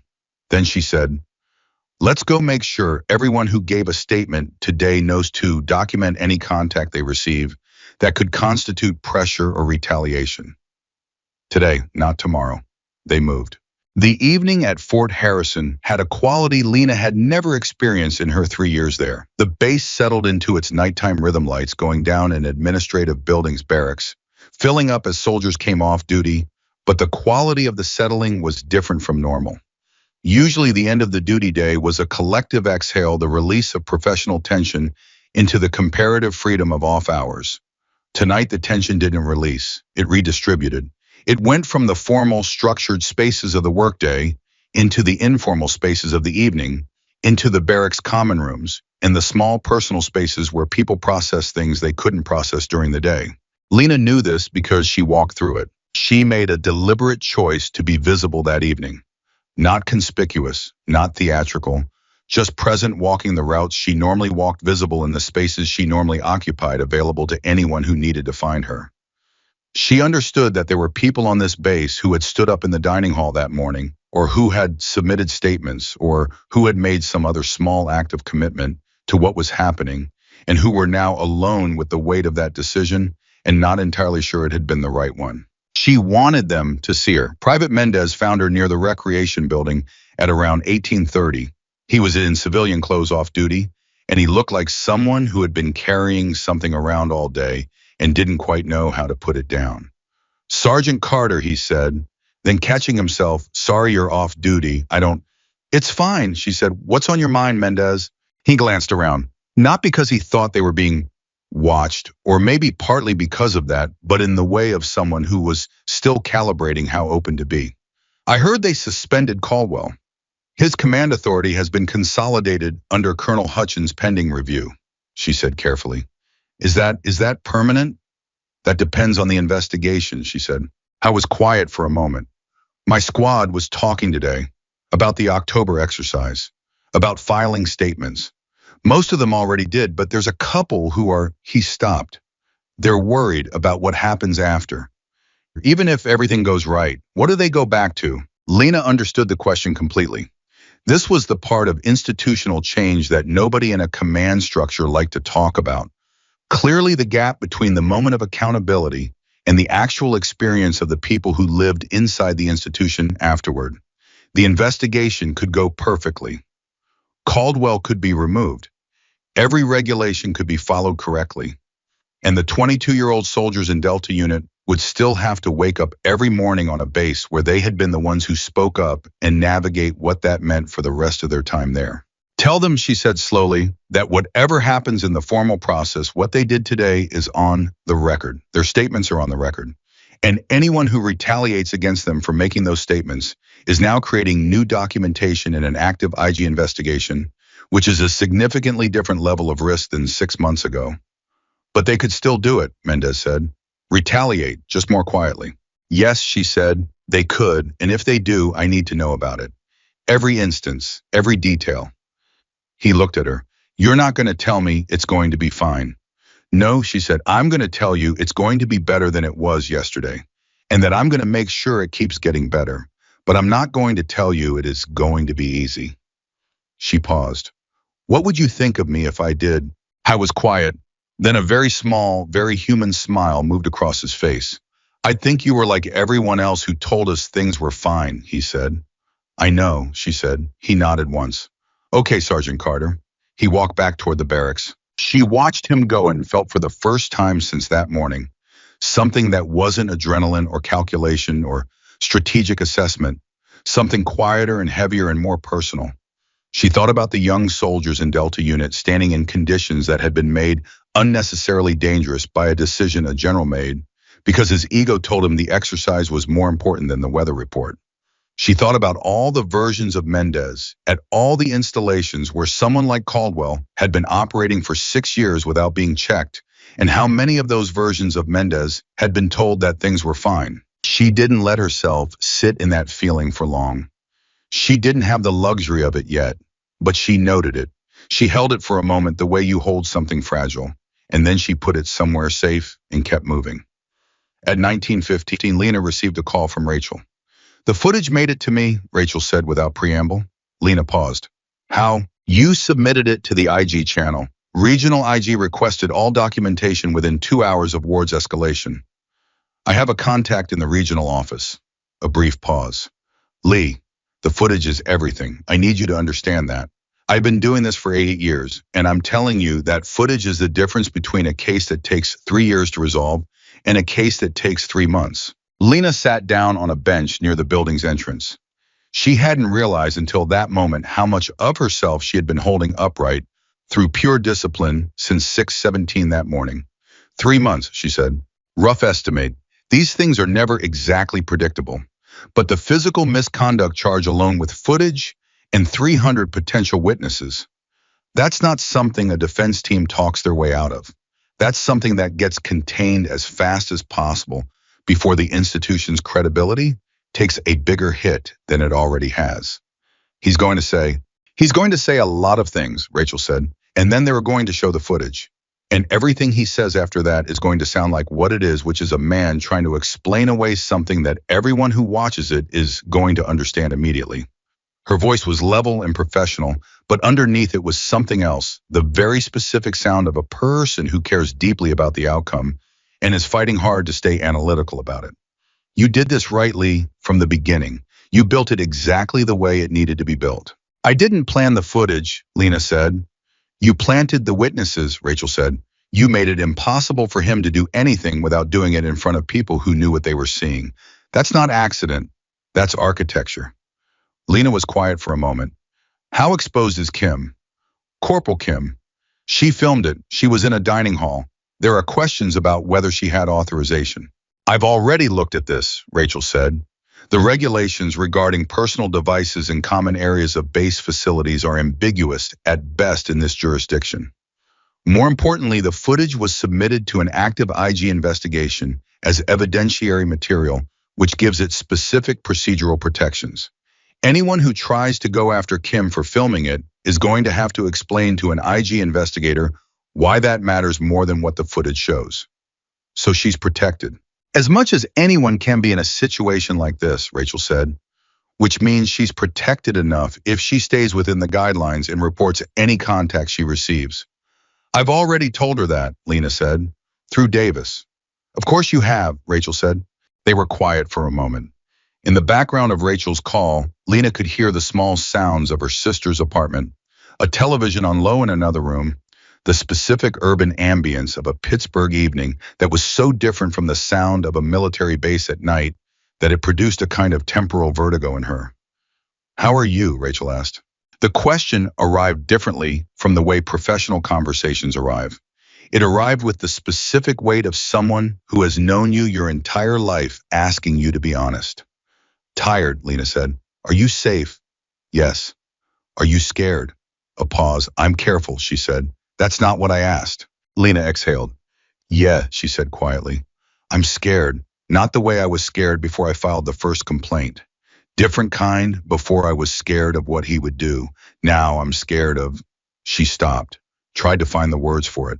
Of what comes after, Rachel said. Of all the people I've told to trust the process, and she said, Mendez, Davis, Torres, Kim, all of them did something hard and risky today because they saw me do it first.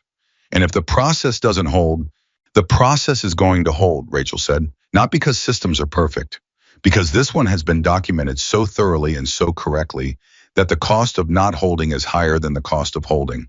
You sound sure. I sound like your attorney, Rachel said, but I'm your sister and I'm going to tell you the same thing right now as both. She paused. You did the right thing, Lee. Exactly the right thing, in exactly the right way. And the people who stood up with you today did the right thing too. Whatever comes next, and something good is going to come next, it starts with what happened today. Lena held the phone and listened to her sister's voice in the Pittsburgh evening, and for a moment she was 14 years old in a house in western Pennsylvania, where her father was saying the law isn't always right, but when it is, you'd better be willing to stand behind it. I'll call you tomorrow, she said. I'll be up, Rachel said. She ended the call. At 20:00, the most unexpected thing that had happened all day occurred. Captain Foster knocked on the door of Lena's workspace. She looked up. Foster was the last person she had expected to see standing in her doorway. He was Caldwell's aide. He had been at Caldwell's side for the entire operational history of the man's time at Fort Harrison. He had seen everything from the closest possible proximity, and he had chosen every single time to stay in position and stay quiet. He didn't look like someone who had chosen anything easily tonight. He looked like a man who had been awake for 19 straight hours and had spent most of them having a very difficult argument with himself. Sergeant Carter, he said. Captain Foster, she said. He came inside and sat down without being invited. She noted this but didn't comment on it. He was quiet for a moment. Then he said, I need to tell you something. She waited. The 2 complaints that were filed against Caldwell before yours, he said. The ones that were withdrawn. He stopped, looked at his hands. They weren't withdrawn voluntarily. The room was very still. I know you probably suspected that, he said, but I need to tell you what actually happened. Because I was there. Both times. I watched it happen. He stopped again. Captain Foster, she said quietly, whatever you tell me is protected under the IG investigation. You know that. I know, he said. I know that technically. He looked up at her. I've been Caldwell's aide for 4 years. I've been in rooms where things were said to those soldiers that he pressed his mouth shut. I didn't stop it. I didn't report it. I told myself it was above my pay grade. I told myself there was nothing I could do. And now, she said, he held her gaze. And now there's a formal IG investigation and footage and 300 witnesses, and I'm going to spend the rest of my career answering for what I saw and didn't report, or I'm going to spend the rest of it having been the person who finally came forward when it mattered. He paused. I'd rather be the second thing. Lena looked at him for a long moment. She was assessing him not harshly but honestly. This was the kind of moment that created either a significant asset or a significant complication, depending entirely on whether the person across from her was genuinely committed or whether they were conducting a kind of preemptive damage control. She had to make a judgment call. She made it. I'm going to give you the contact information for the regional IG office, she said. Not the base channel, the regional office which is handling the formal investigation. I want you to contact them tonight, not tomorrow. Tonight. He nodded. Everything you tell them needs to be specific, she said. Dates, times, words, use people present, not general impressions, specific facts. I understand. And Captain Foster, she held his eyes. If you do this, if you go on the record with the regional IG tonight, you are going to face significant professional pressure, possibly from people above Caldwell's rank who have an interest in limiting the scope of this investigation. You need to understand that before you make this call. He met her gaze steadily, and she saw in his face something she hadn't seen there before. Not relief exactly, not peace. The specific expression of a person who has finally, after a very long time, made the decision that allows them to recognize themselves in the mirror. I should have done this 2 years ago, he said. You're doing it now, she said.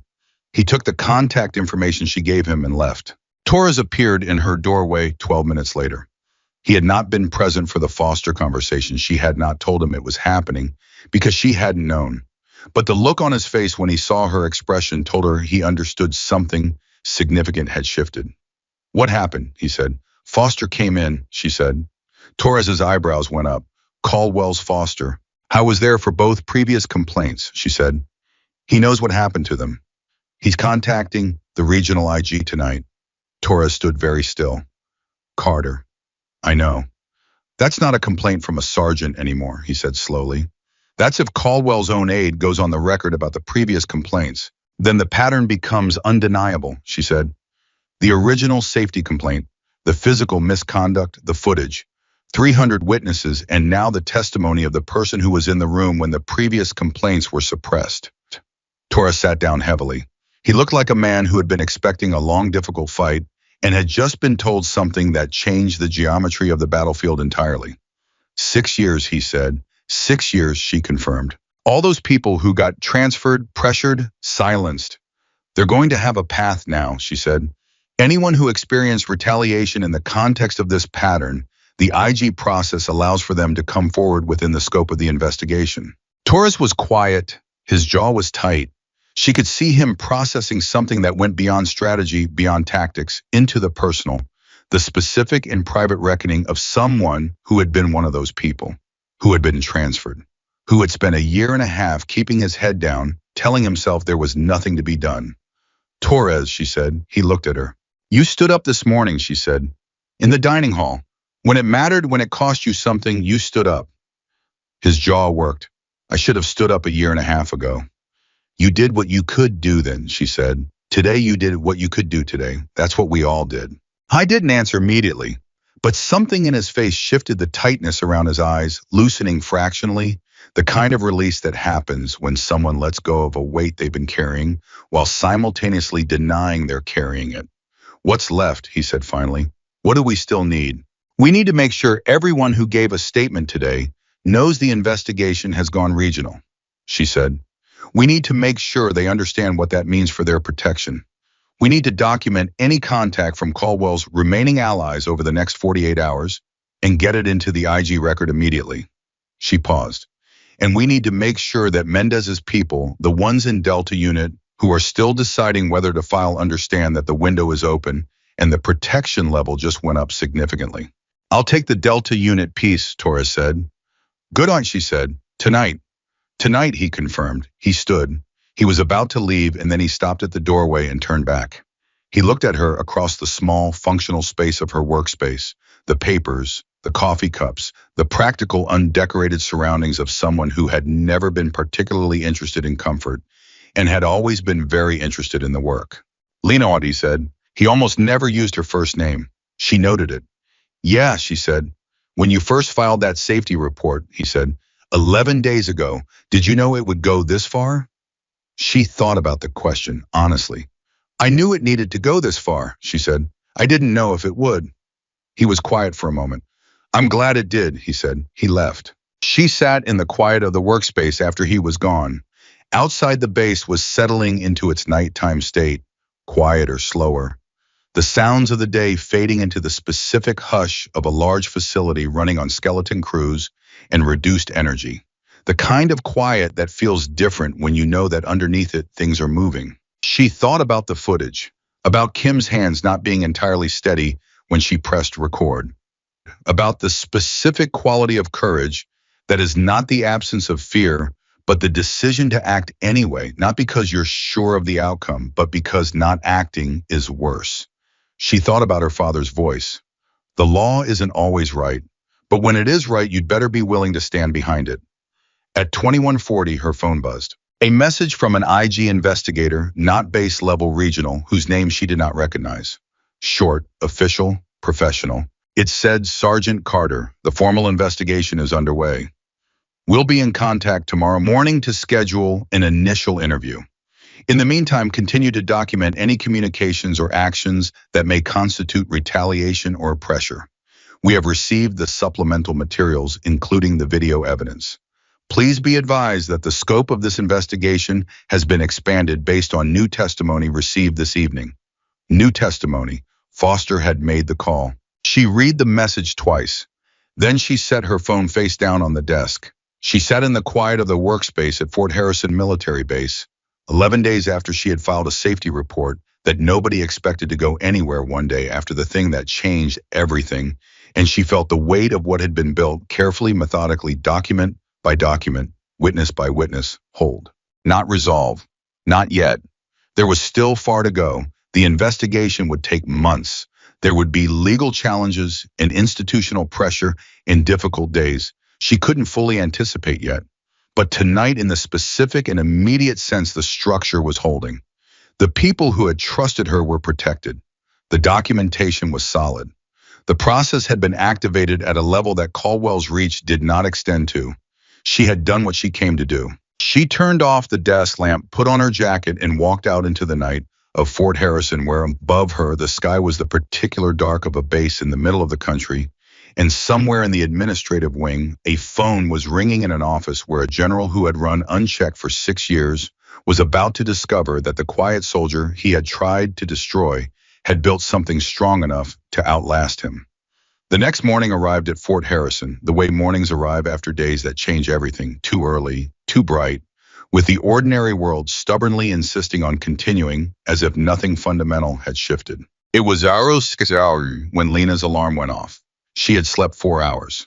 Not because she couldn't have slept more, but because at 05:45, her mind had made a unilateral decision that the body's rest period was over, and there were things that needed to be done. She had learned over years of military life not to argue with that particular signal. She dressed. She went through the motions of a normal morning with the deliberate focus of someone who understood that routine was not a luxury. Right now, it was a strategy. She could not afford to look like someone in crisis. She could not afford to look reactive, destabilized, or rattled. Every person on this base who was watching how she carried herself today was making a judgment about whether the thing she had started was going to hold. She needed to look like someone who believed it would hold. because she did believe it. Even at 06 with 4 hours of sleep and the weight of everything that had happened, sitting in her chest like ballast, she believed it. She was heading toward the operations building when Reyes fell into step beside her. Morning, when he said. You heard, she said. Foster called the regional IG last night. He paused. Word travels. How far? Far enough that Caldwell's legal team filed an emergency response to the regional office before 22:00, he said. I don't know the details, but I know it happened. She absorbed this without breaking stride. That was fast. They've been preparing for something like this for a while, Reyes said. Caldwell didn't accumulate 20 years of command authority without building a legal infrastructure around himself. He has people, good people, people who know how to slow these things down. They can't slow down footage, she said. No, he agreed, but they can challenge the chain of custody. They can challenge the context. They can file for procedural delays that push the investigation timeline out by months. That's what they're going to do. That's the playbook for this situation. I know the playbook, she said. I know you know it, he said. I'm telling you so you're ready when it starts looking like the process is stalling. She looked at him sideways. You think it's going to stall? I think there are people above Ward's rank who are going to feel the political pressure of a formal investigation into a four-star general and who are going to want very much to find a version of this that doesn't require them to follow it all the way to its logical conclusion. He kept his eyes forward. I'm not saying the investigation collapses. I'm saying there's going to be a point, maybe a week from now, maybe two, where it starts to feel like it's losing momentum. And when that happens, I need to know you're not going to panic. I'm not going to panic, she said. Good, he said. Then quietly, because I might. She almost smiled. Reyes. I've been in this institution for 15 years, Carter. I've seen good cases fall apart. I've seen people who did everything right end up holding nothing. He paused. I want this to be different. I just need you to tell me it's going to be different. She stopped walking. He stopped with her. She turned and looked at him directly. It's going to be different, she said. Not because the process is perfect, because we built it so that the cost of making it fail is higher than the cost of letting it succeed. Every delay they introduce gets documented. Every procedural challenge they file becomes part of the record. Every person who tries to pressure a witness from here on out is adding to the case against Caldwell, not subtracting from it. She held his gaze. They can slow it down. They cannot stop it. He looked at her for a long moment. Then he nodded. Once. The specific nod of someone who has made a decision to trust something. Okay, he said. They kept walking. The regional IG investigator arrived at Fort Harrison at 09:15. Her name was Special Agent Dana Morse, and she was 51 years old with 20 years in military investigations, and the particular quality of stillness that belongs to people who have spent 2 decades in rooms where people are lying to them and have gotten very good at knowing the difference. She came with one colleague, a younger agent named Flores, in a case file that was already significantly thicker than most preliminary investigation files at this stage because Lena Carter had spent 11 days building documentation before anyone else in the institution had understood what was being built. Morse's first interview was with Lena. It lasted 2 hours and 17 minutes.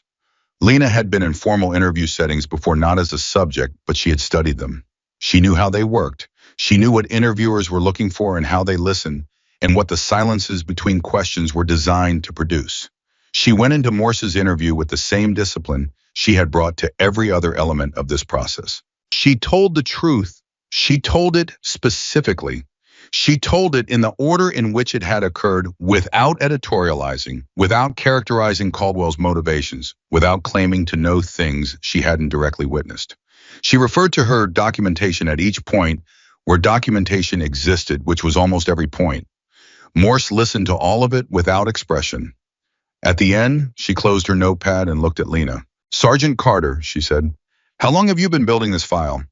I began keeping detailed notes in my first month at Fort Harrison, Lena said. Approximately 33 months ago. Morse was quiet for a moment. Why did you wait to file formally until now?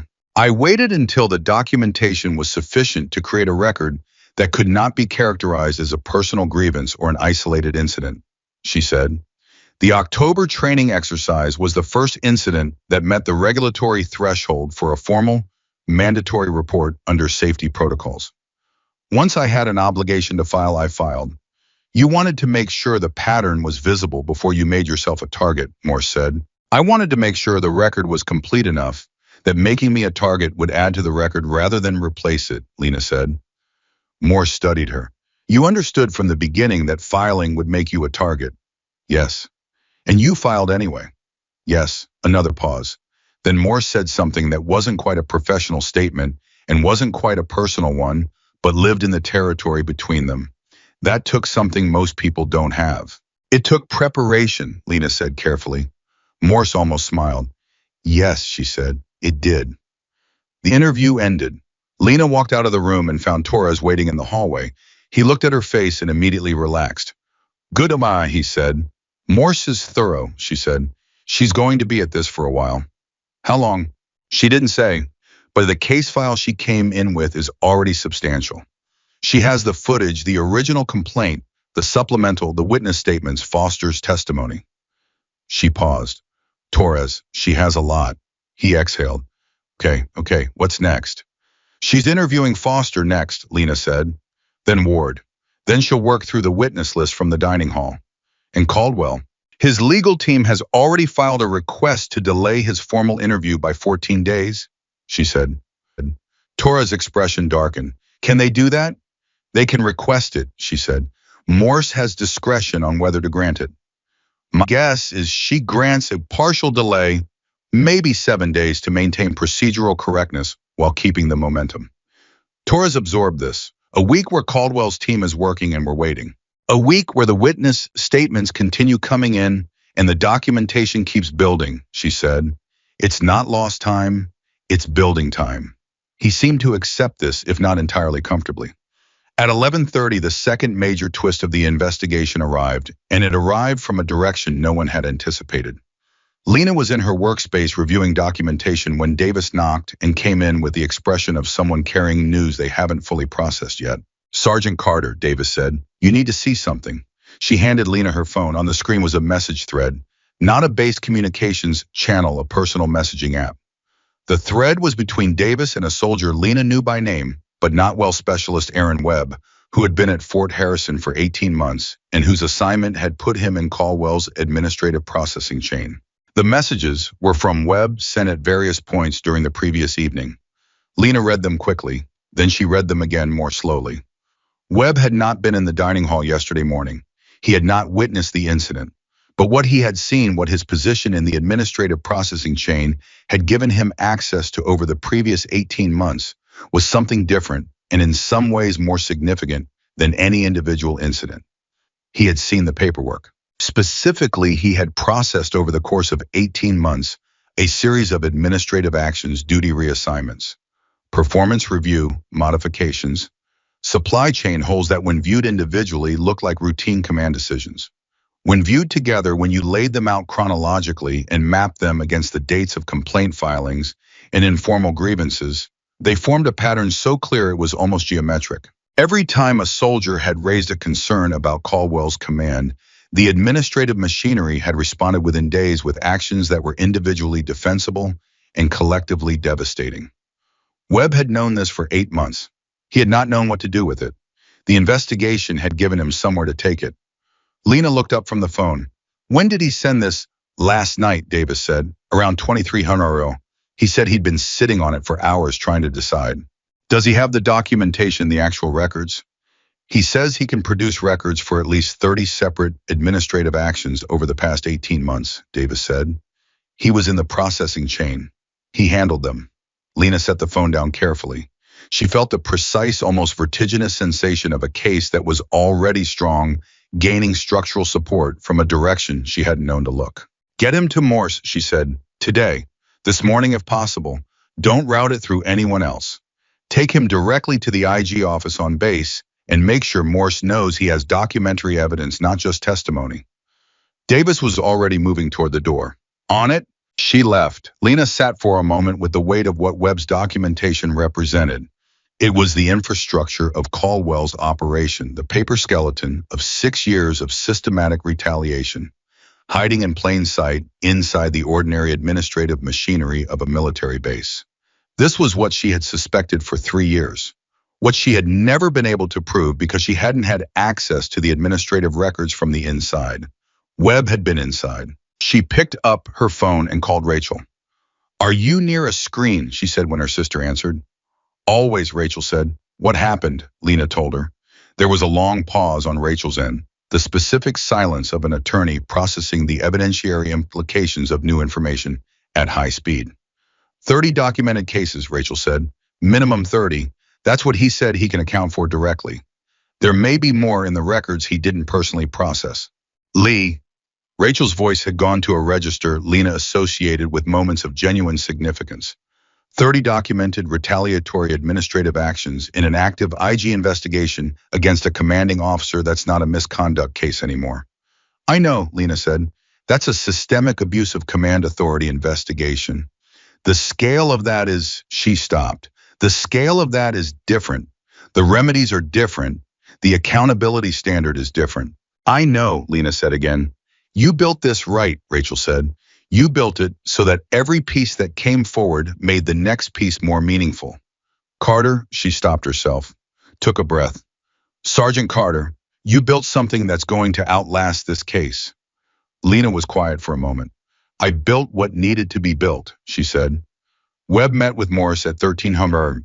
The meeting lasted 3 hours. At 16:30, Morse's colleague Flores appeared at Lena's workspace with a brief professional message. The scope of the investigation had been formally expanded to include potential systematic abuse of administrative authority. The expansion had been approved at the regional command level. An additional investigative team would be arriving at Fort Harrison within 48 hours. Additional team. 48 hours. Lena read the message twice. Then she walked to find Torres. I was with 2 soldiers from Delta Unit Mendez and a young private named Walsh in the recreation area. She caught his eye from across the room and he excused himself and came over. She showed him the message. He read it. His face went through several things in rapid succession, surprise, then a complicated expression that was difficult to name precisely because it was made of too many emotions at once. Relief and grief and vindication and something older and heavier than all of those things combined.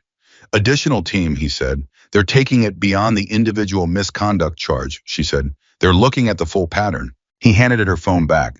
He was quiet for a long moment. When he spoke, his voice had the careful, controlled quality of someone who is keeping something emotional from becoming too visible.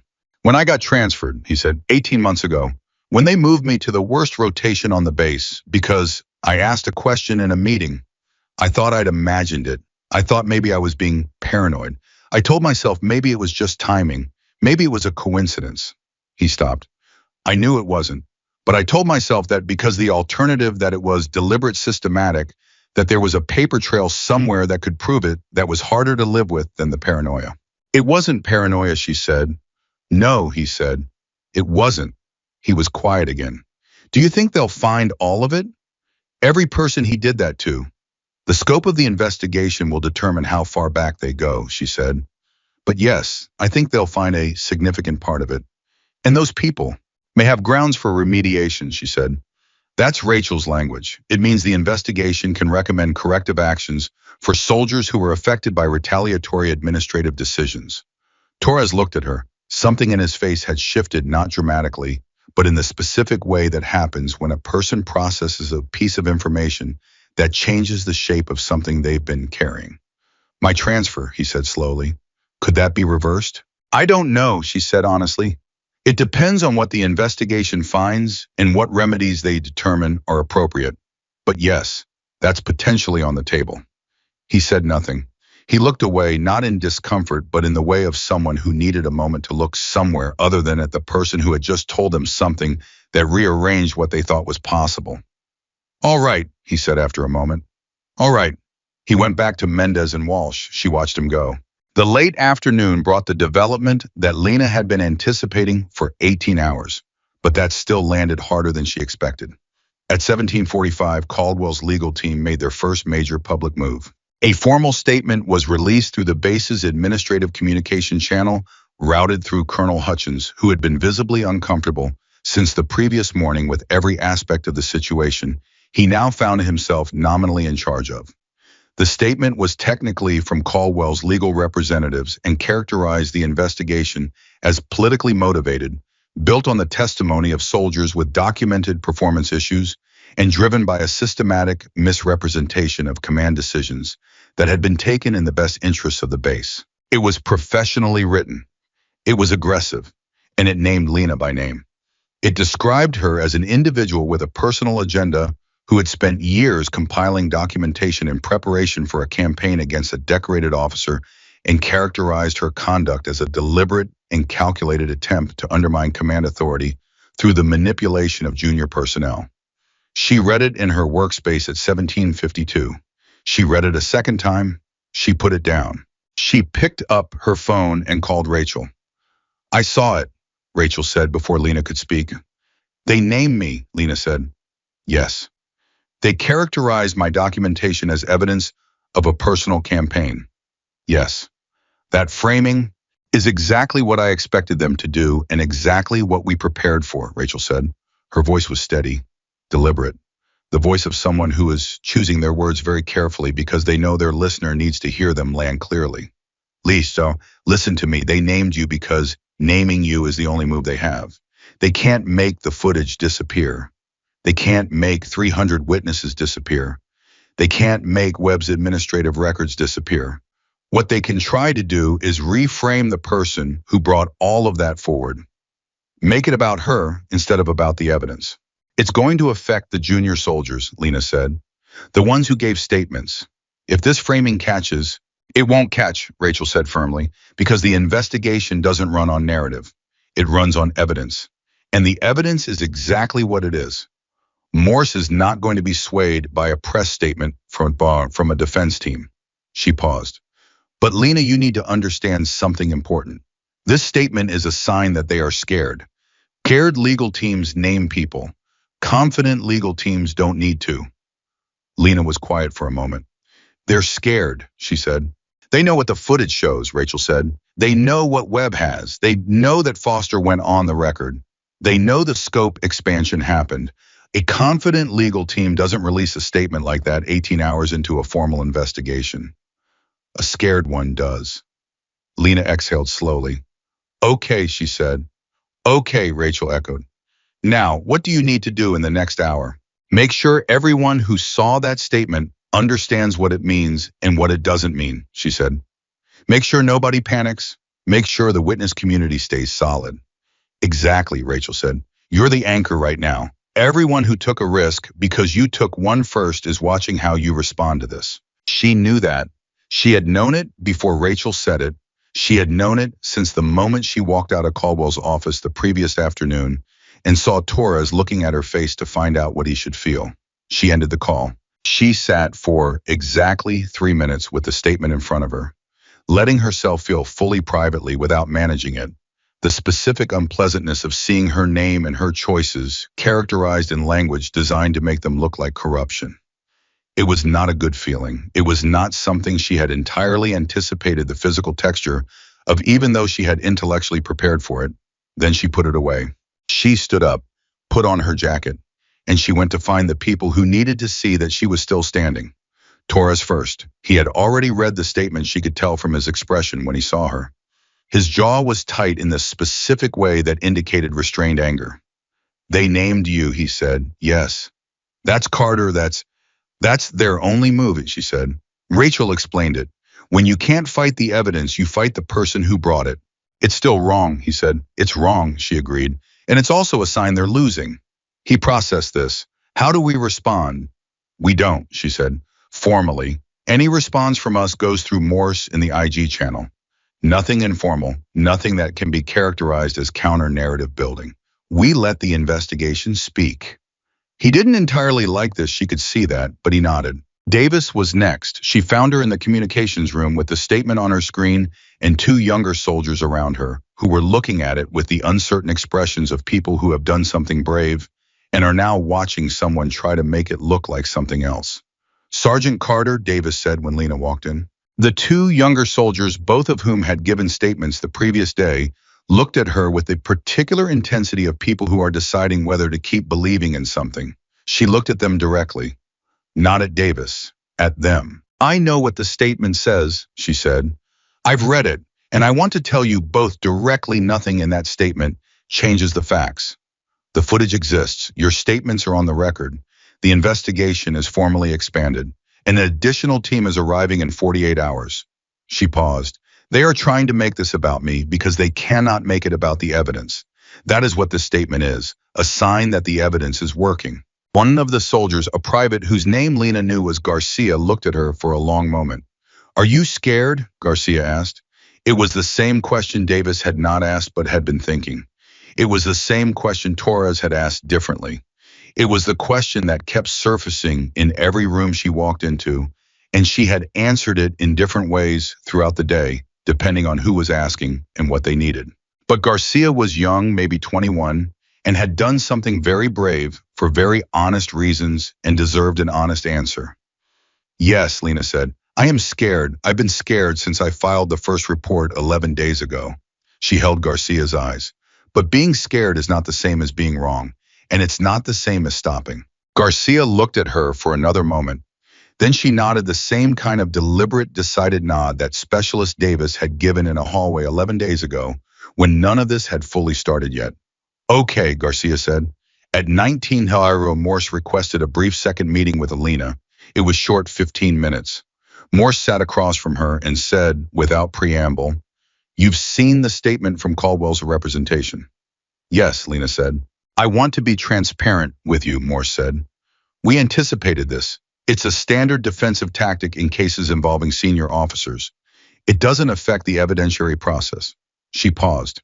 What it may affect is the timeline. His legal team is going to use every procedural tool available to extend the formal interview delay and create documentation that supports a narrative of bias in the investigation. That's going to create a period, possibly 2 to 3 weeks, where the public-facing aspect of this case looks complicated and uncertain. I understand, Lena said. During that period, Morse said, it's going to be important that you and the other witnesses maintain your conduct at exactly the standard it's been at. Nothing that can be used to support the biased narrative. We will, Lena said. I know, Morse said. Then, and it was clearly not something she said routinely in investigative interviews. You built this exceptionally well, Sergeant Carter. The documentation infrastructure you created over 3 years, the specificity, the regulatory grounding, the chain of evidence. It's the reason this investigation has the integrity it does. Lena met her eyes. The investigation has integrity because there were 300 people in a dining hall who decided to say what they saw, she said. I just made sure there was somewhere to say it. Morse studied her. Yes, she said, you did.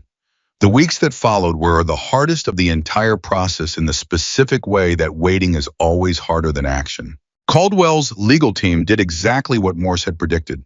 They filed procedural delays, challenged the chain of custody on the footage, attempted to introduce testimony from officers who could speak to Caldwell's record of leadership in other postings, and released 2 additional public statements through channels that technically bypassed the formal investigation process. Each statement was more aggressive than the last. Each one named Lena more explicitly. Each one attempted to build a narrative in which a low-ranking sergeant with a personal agenda had orchestrated a coordinated attack on a decorated officer. The narrative did not work the way they hoped. It didn't work because of the footage, because no amount of framing can fully override the specific experience of watching something happen on a screen. People saw the footage, and the footage spread because the formal investigation process could control its use in the case, but could not control the fact that 300 people had been in the room where it was filmed, and institutions do not actually have watertight seals on information when 300 people are the seal. It spread in the way things spread when they are both specific and undeniable, and every person who watched it brought to that watching their own accumulated experience of power and fear and what it looks like when someone refuses to be made small. Lena did not watch the footage circulate. She did not engage with the public narrative. She did not give interviews or statements or any form of response to Caldwell's legal team outside the formal investigative channel. She went to work every day. She performed her duties. She maintained her record, and every single day someone came to her. Sometimes a soldier she knew well, sometimes someone she barely recognized, to tell her something. to add something to the record, to report a pressure they'd felt, or a comment they'd received, or an administrative action that had come across as warning. She documented every one of these. She submitted them through the IG channel every time. The additional investigative team arrived on Wednesday, 47 hours after Flores had delivered the scope expansion notification. There were 4 of them. They took over a conference room in the administrative building and worked 16-hour days for the next 2 weeks, going through every administrative record they could access that fell within the investigation's defined parameters. What they found was worse than Webb had described. Not 30 documented retaliatory administrative actions, 57 spanning 6 years, affecting 23 individual soldiers, most of whom had never formally filed anything because they had either been too afraid or hadn't understood what was happening to them until it was already done. The number 57 landed in Lena's awareness on the day Flores shared it with her informally off the record, in the particular way that investigators sometimes communicate things to the people who gave them the thread they pulled, and it sat in her chest with a weight that was not triumph and not grief, but something that occupied the space between them. 57 people, 23 individual soldiers, 6 years. She thought about each of them in the abstract, the ones she'd known about, the ones she hadn't, the ones who had kept their heads down and told themselves it was probably just timing, probably just coincidence, probably not worth the risk of saying otherwise. She thought about Torres, who had spent 18 months on the worst rotation on the base for asking a legitimate question. She thought about herself 3 years ago, walking into Fort Harrison for the first time with her father's voice in her head and a belief in something that this institution had been trying for 6 years to disprove. At the end of the 3rd week, Caldwell was formally interviewed by the investigative team. His legal team had negotiated the conditions of the interview exhaustively and arrived with prepared statements for virtually every question they anticipated. The interview lasted 6 hours. Lena was not in the room. She would never be in the room for that. But she learned later from Morse that the interview had turned significantly when investigators produced Webb's administrative records and asked Caldwell to account for the specific timing of 57 administrative actions against the dates of informal complaints and grievances. He couldn't. Not in a way that held up. Not against specific dates and specific records in the testimony of the man who had processed them. At the end of the 6th hour, Caldwell's legal team had requested a recess. They came back 20 minutes later and indicated that their client wished to cooperate fully with the investigation. The day Lena heard that she was standing outside the operations building in the cold air, and she stood very still for a long moment when Reyes told her, and she thought about all the nights she had sat alone in her workspace at 21 Hujura with the documentation files open and the doubts sitting in the corner of the room like an unwanted guest, asking her whether she had gotten this right. She had gotten it right. Not perfectly. Not without cost, not without the long, grinding, unglamorous work of 33 months of careful, systematic, methodical attention to a truth that nobody with power wanted to acknowledge. But right. Reyes was watching her face. "Carter," he said. She looked at him. "You all right?" he said. She thought about the question honestly. She thought about what all right meant at the end of 3 weeks that had taken more out of her than anything she had previously experienced in her professional life. She thought about the 57 actions and the 23 soldiers and the footage and the footage and the footage and the sound of her own voice on a phone screen saying Article 93 in the specific calm of someone who has spent 3 years preparing to say it. "I will be," she said. He nodded, like that was the right answer, like he understood exactly what it meant and why it was more honest than yes. "What happens now?" he said. She looked out at Fort Harrison, at the base that had been the same base for 6 years and was now quietly and irreversibly becoming something different. Not overnight, not easily, but becoming. Now, she said, "We make sure it sticks." Making it stick was not a single moment. It was not a ceremony or an announcement or the clean cinematic resolution that the story might have deserved if stories were allowed to follow the logic of what people needed instead of the logic of what institutions actually do. Making it stick was weeks of work that looked from the outside almost identical to the work that had preceded it. Documents, interviews, procedural filings. The grinding institutional machinery processing a reality. It had not been designed to process comfortably, but it was happening. Slowly, irreversibly, it was happening. The formal findings of the investigation were completed 41 days after Special Agent Morse had first walked through the gates of Fort Harrison. 41 days. Lena had spent parts of each of them wondering whether the next procedural challenge from Caldwell's legal team would be the one that finally succeeded in blunting the investigation's momentum. It never was. Morse ran her process with the particular focused integrity of someone who understood that the value of what she was doing extended far beyond this one case and this one base, and she did not allow herself to be deflected. The findings were delivered to the regional command on a Thursday morning. Lena was not present for the delivery. She was at her duty station doing the same work she had been doing every day for 41 days, correctly, visibly, without drama. She found out from Reyes at 10:15 via a text that said, "Report submitted. Findings in favor, all counts." She read it twice. She set her phone face down on her desk. She sat with it for 2 full minutes, eyes forward, breath steady, in the specific way of someone who has received news that is too large to process in the middle of a workday and who has made a decision to hold it carefully until there is space to feel it properly. Then she picked up the phone and called Rachel. Her sister answered on the first ring. "I know," Rachel said. Lena didn't say anything for a moment. "All counts," Rachel said.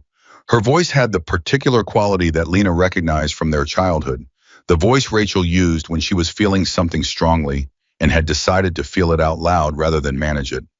"Lee, all counts. The safety complaint, the physical misconduct, charge, the systemic abuse of administrative authority, finding all of it." "What happens now?" Lena said. Her voice came out steadier than she felt. "The regional command issues a formal reprimand and makes a command recommendation," Rachel said. "Given the scope, 57 documented actions, 23 affected soldiers, the physical misconduct on footage, the recommendation is almost certainly removal from command." "Almost certainly," Lena said. "There's always a formal process for the recommendation to be accepted or modified at the next level." "Next level," Rachel said. "But Lee, the findings are what they are.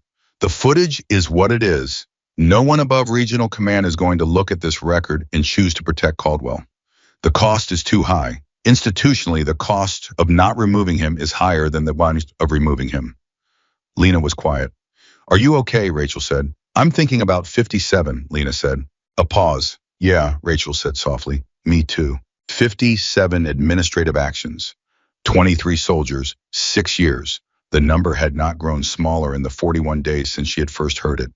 If anything, it had grown heavier as the investigation had worked through the specific details of each one, the particular human reality behind each file, each transfer, each performance review, modification, each supply chain, hold that had been quietly and precisely applied to a person who had gotten too close to the truth of what Caldwell was doing. She had known the pattern existed. She had suspected its scale. But knowing and hearing the number confirmed by an investigative team that had spent 2 weeks going through every accessible record were two different kinds of knowing, and the second kind carried a weight that the first hadn't. "Rachel," she said. "Yeah, the remediation process for the soldiers who were affected. How long does that take?" "It varies," Rachel said.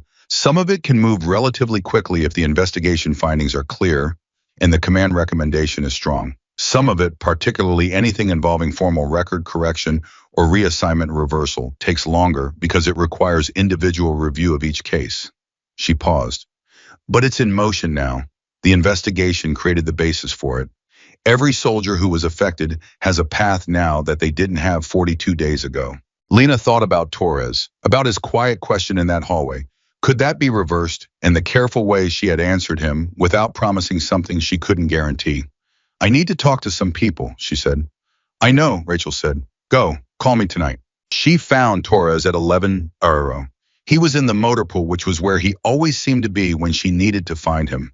The familiar rhythm of a person who had learned 18 months ago that keeping his hands busy was how he survived days that threatened to be too long. He looked up when she approached. He read her face before she said a word. "The findings," he said. "All counts," she said. He set down what he was holding, very carefully. The specific carefulness of someone managing a physical reaction they haven't decided whether to express. "All counts," he repeated. "Yes." He was quiet for a long moment. He turned away from her, slightly not in dismissal, but in the way of someone who needs a brief, private moment in a situation that doesn't offer many. She gave it to him. She waited. When he turned back, his jaw was set and his eyes were clear, and the only evidence of what the previous 30 seconds had contained was a slight redness at their edges that he was clearly not going to acknowledge, and she was clearly not going to mention. The remediation process, he said. His voice was controlled, professional. You talked to Rachel about it. This morning, and she said, Torres, your transfer. It's in the 57. It's documented. Your case is part of the basis for the systemic finding. He looked at her. It may take time, she said. I can't give you a specific timeline, but it's in motion. He nodded once, twice, as if he was nodding at something that existed inside himself rather than in the conversation. Okay, he said. Okay, on a case, she said. He met her eyes. I've been on the worst rotation on this base for 18 months, he said. I can wait a little longer. She looked at him. You shouldn't have had to wait at all. No, he agreed, but I did, and I'm still here. He paused. Because of what you did. She shook her head immediately. Because of what we did. He didn't argue, but the look on his face said he was going to carry his own version of that sentence for a while, and she was going to let him.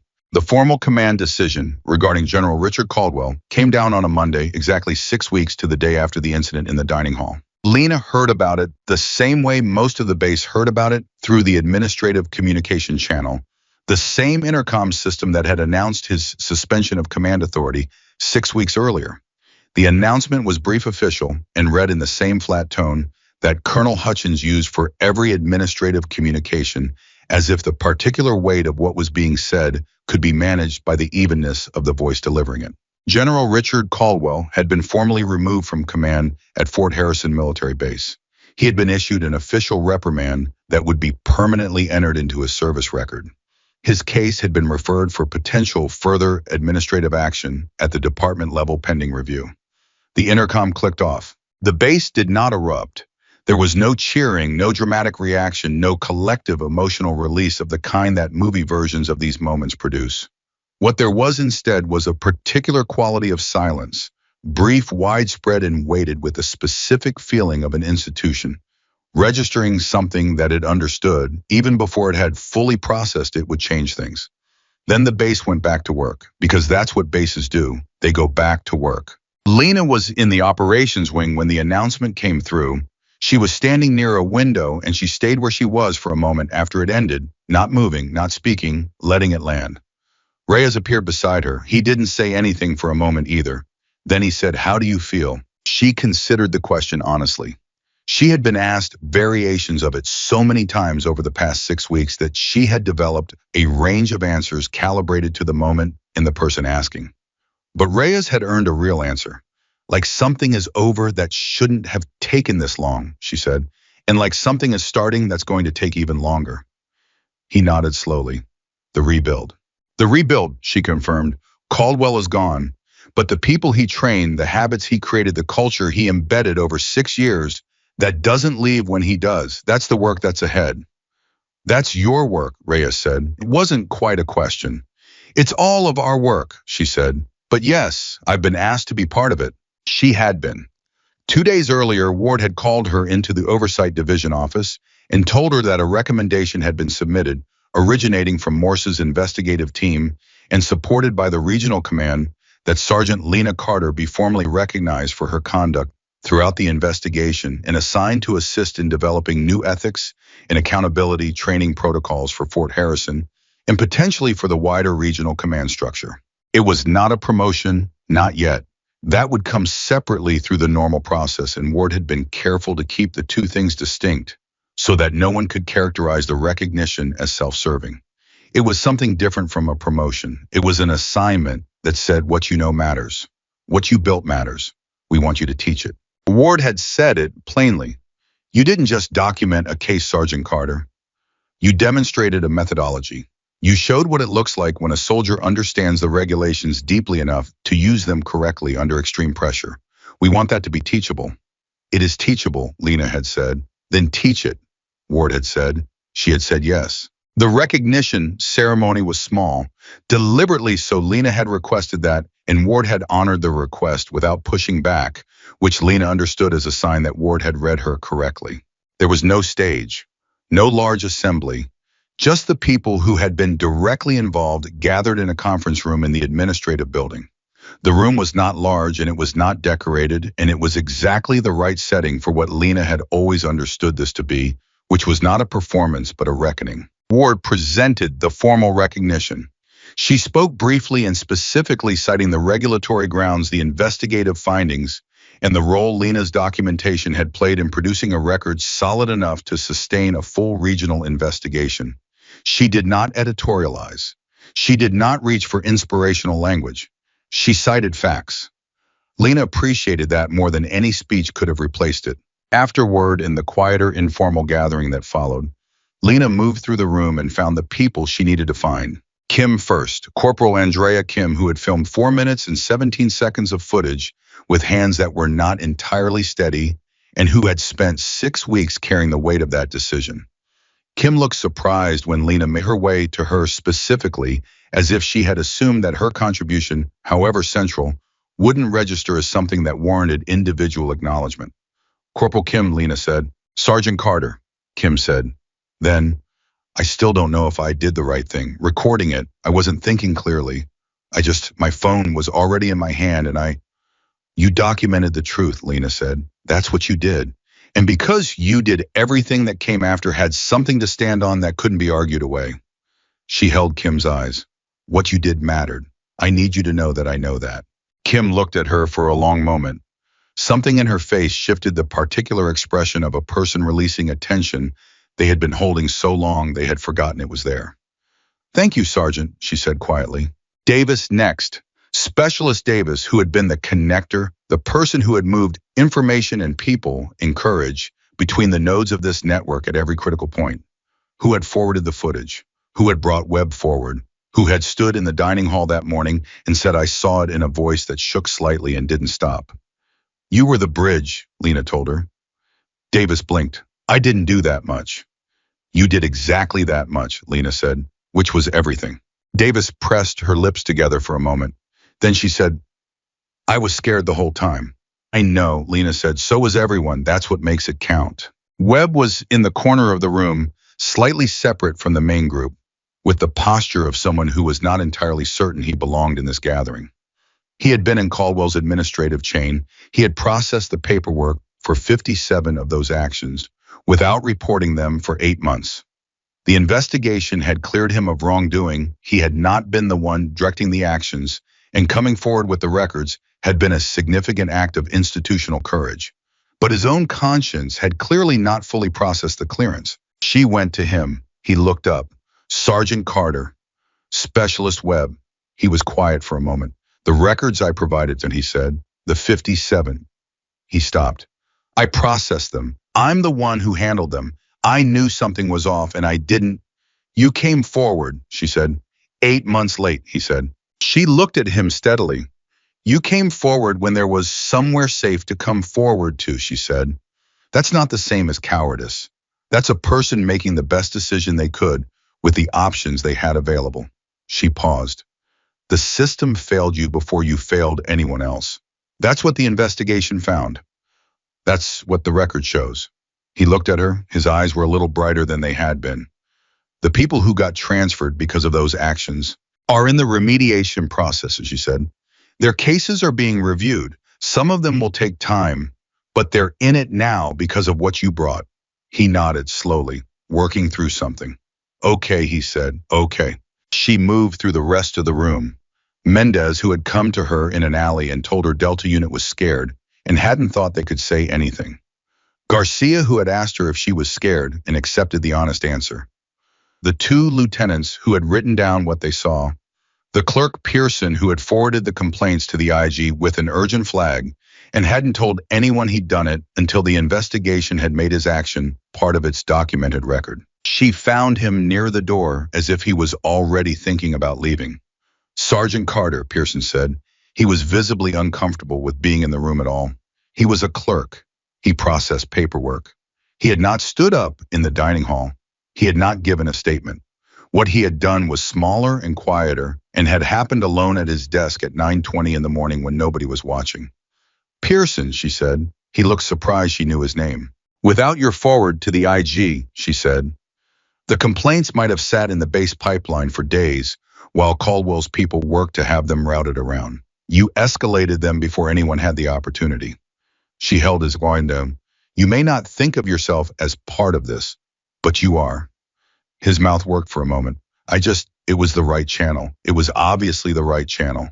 Yes, she said, it was, and you used it when you could have done nothing. She paused. Thank you, he didn't answer.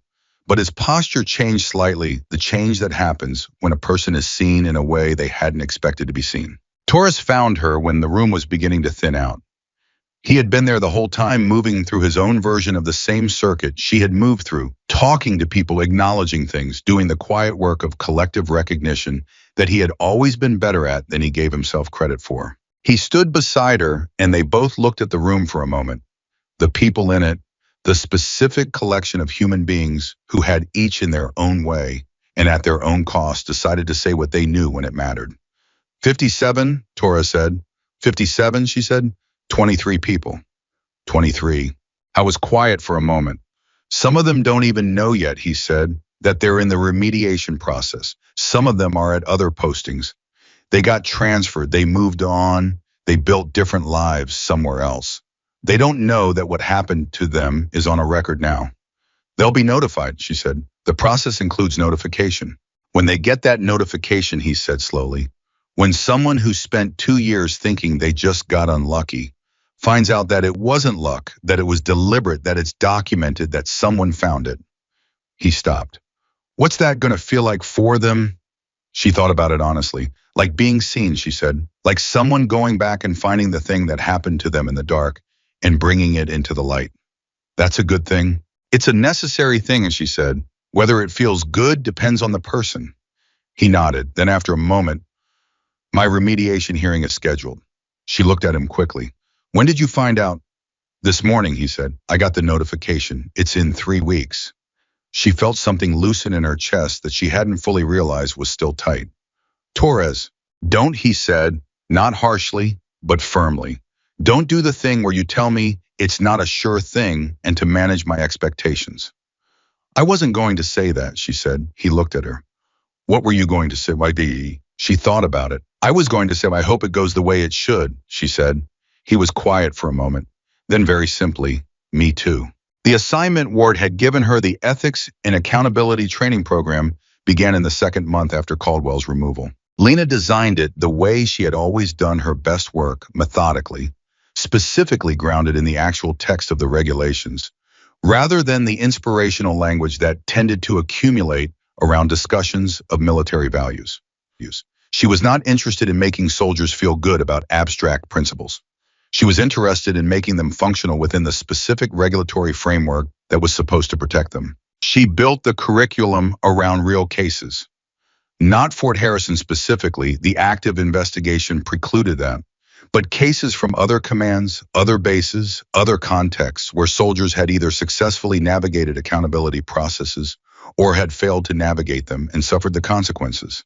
She wanted soldiers to understand not just what the regulations said, but how they worked in practice, what they could and couldn't do, what the leverage points were, what the documentation requirements were. She wanted to teach them what she knew. The first cohort was 60 soldiers, a mix of ranks, units, specialties. They came into the training room with the particular wariness of people who have attended enough mandatory training sessions to have formed a set of expectations about what this kind of program produces, which was generally a morning of slides and a test that most people passed without retaining anything meaningful.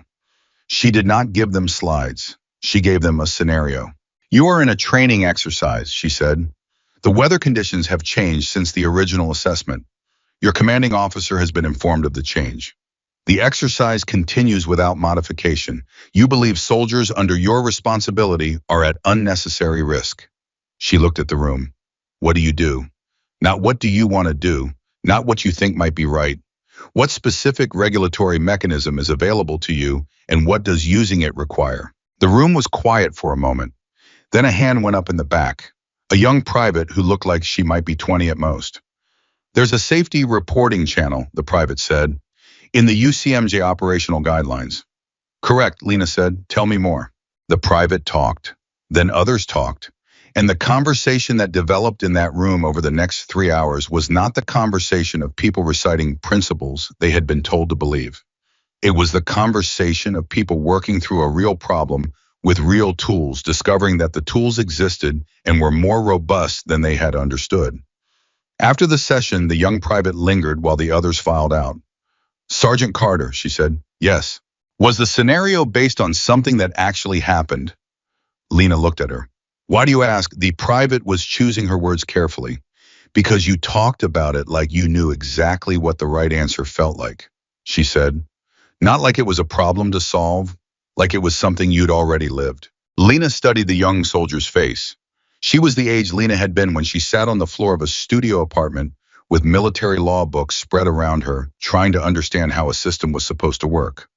What's your name? Lena said. Private Garcia, Sergeant. Elena Garcia. Not the same Garcia as the one in the dining hall, but she had the same directness, the same quality of looking at something and wanting to understand it rather than look away. Private Garcia, Lena said. Every scenario I use in this program is based on something that actually happened, somewhere, to someone, because abstract principles are easy to agree with and hard to use. Real situations are hard to face, and if you understand the tools possible to navigate. She paused. That's what this program is for. Garcia looked at her. What made you decide to teach it? Lena thought about the question, about Ward saying teach it, about Rachel saying you built something that's going to outlast this case, about her father's voice in a house in Western Pennsylvania saying you'd better be willing to stand behind it.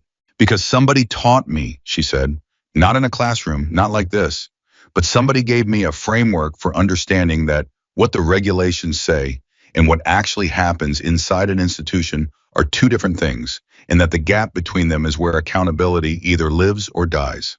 She met Garcia's eyes. I'm trying to close that gap. Garcia was quiet for a moment. Then, do you think it can be closed fully? No, Lena said. Not fully, not permanently.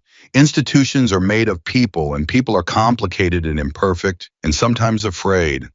And sometimes afraid people make decisions they know are wrong because the cost of making the right one feels too high. She paused. But you can make the cost lower. You can make the tools more visible. You can make it harder for power to hide what it's doing by ensuring that more people know what to look for. She looked at the young soldier steadily.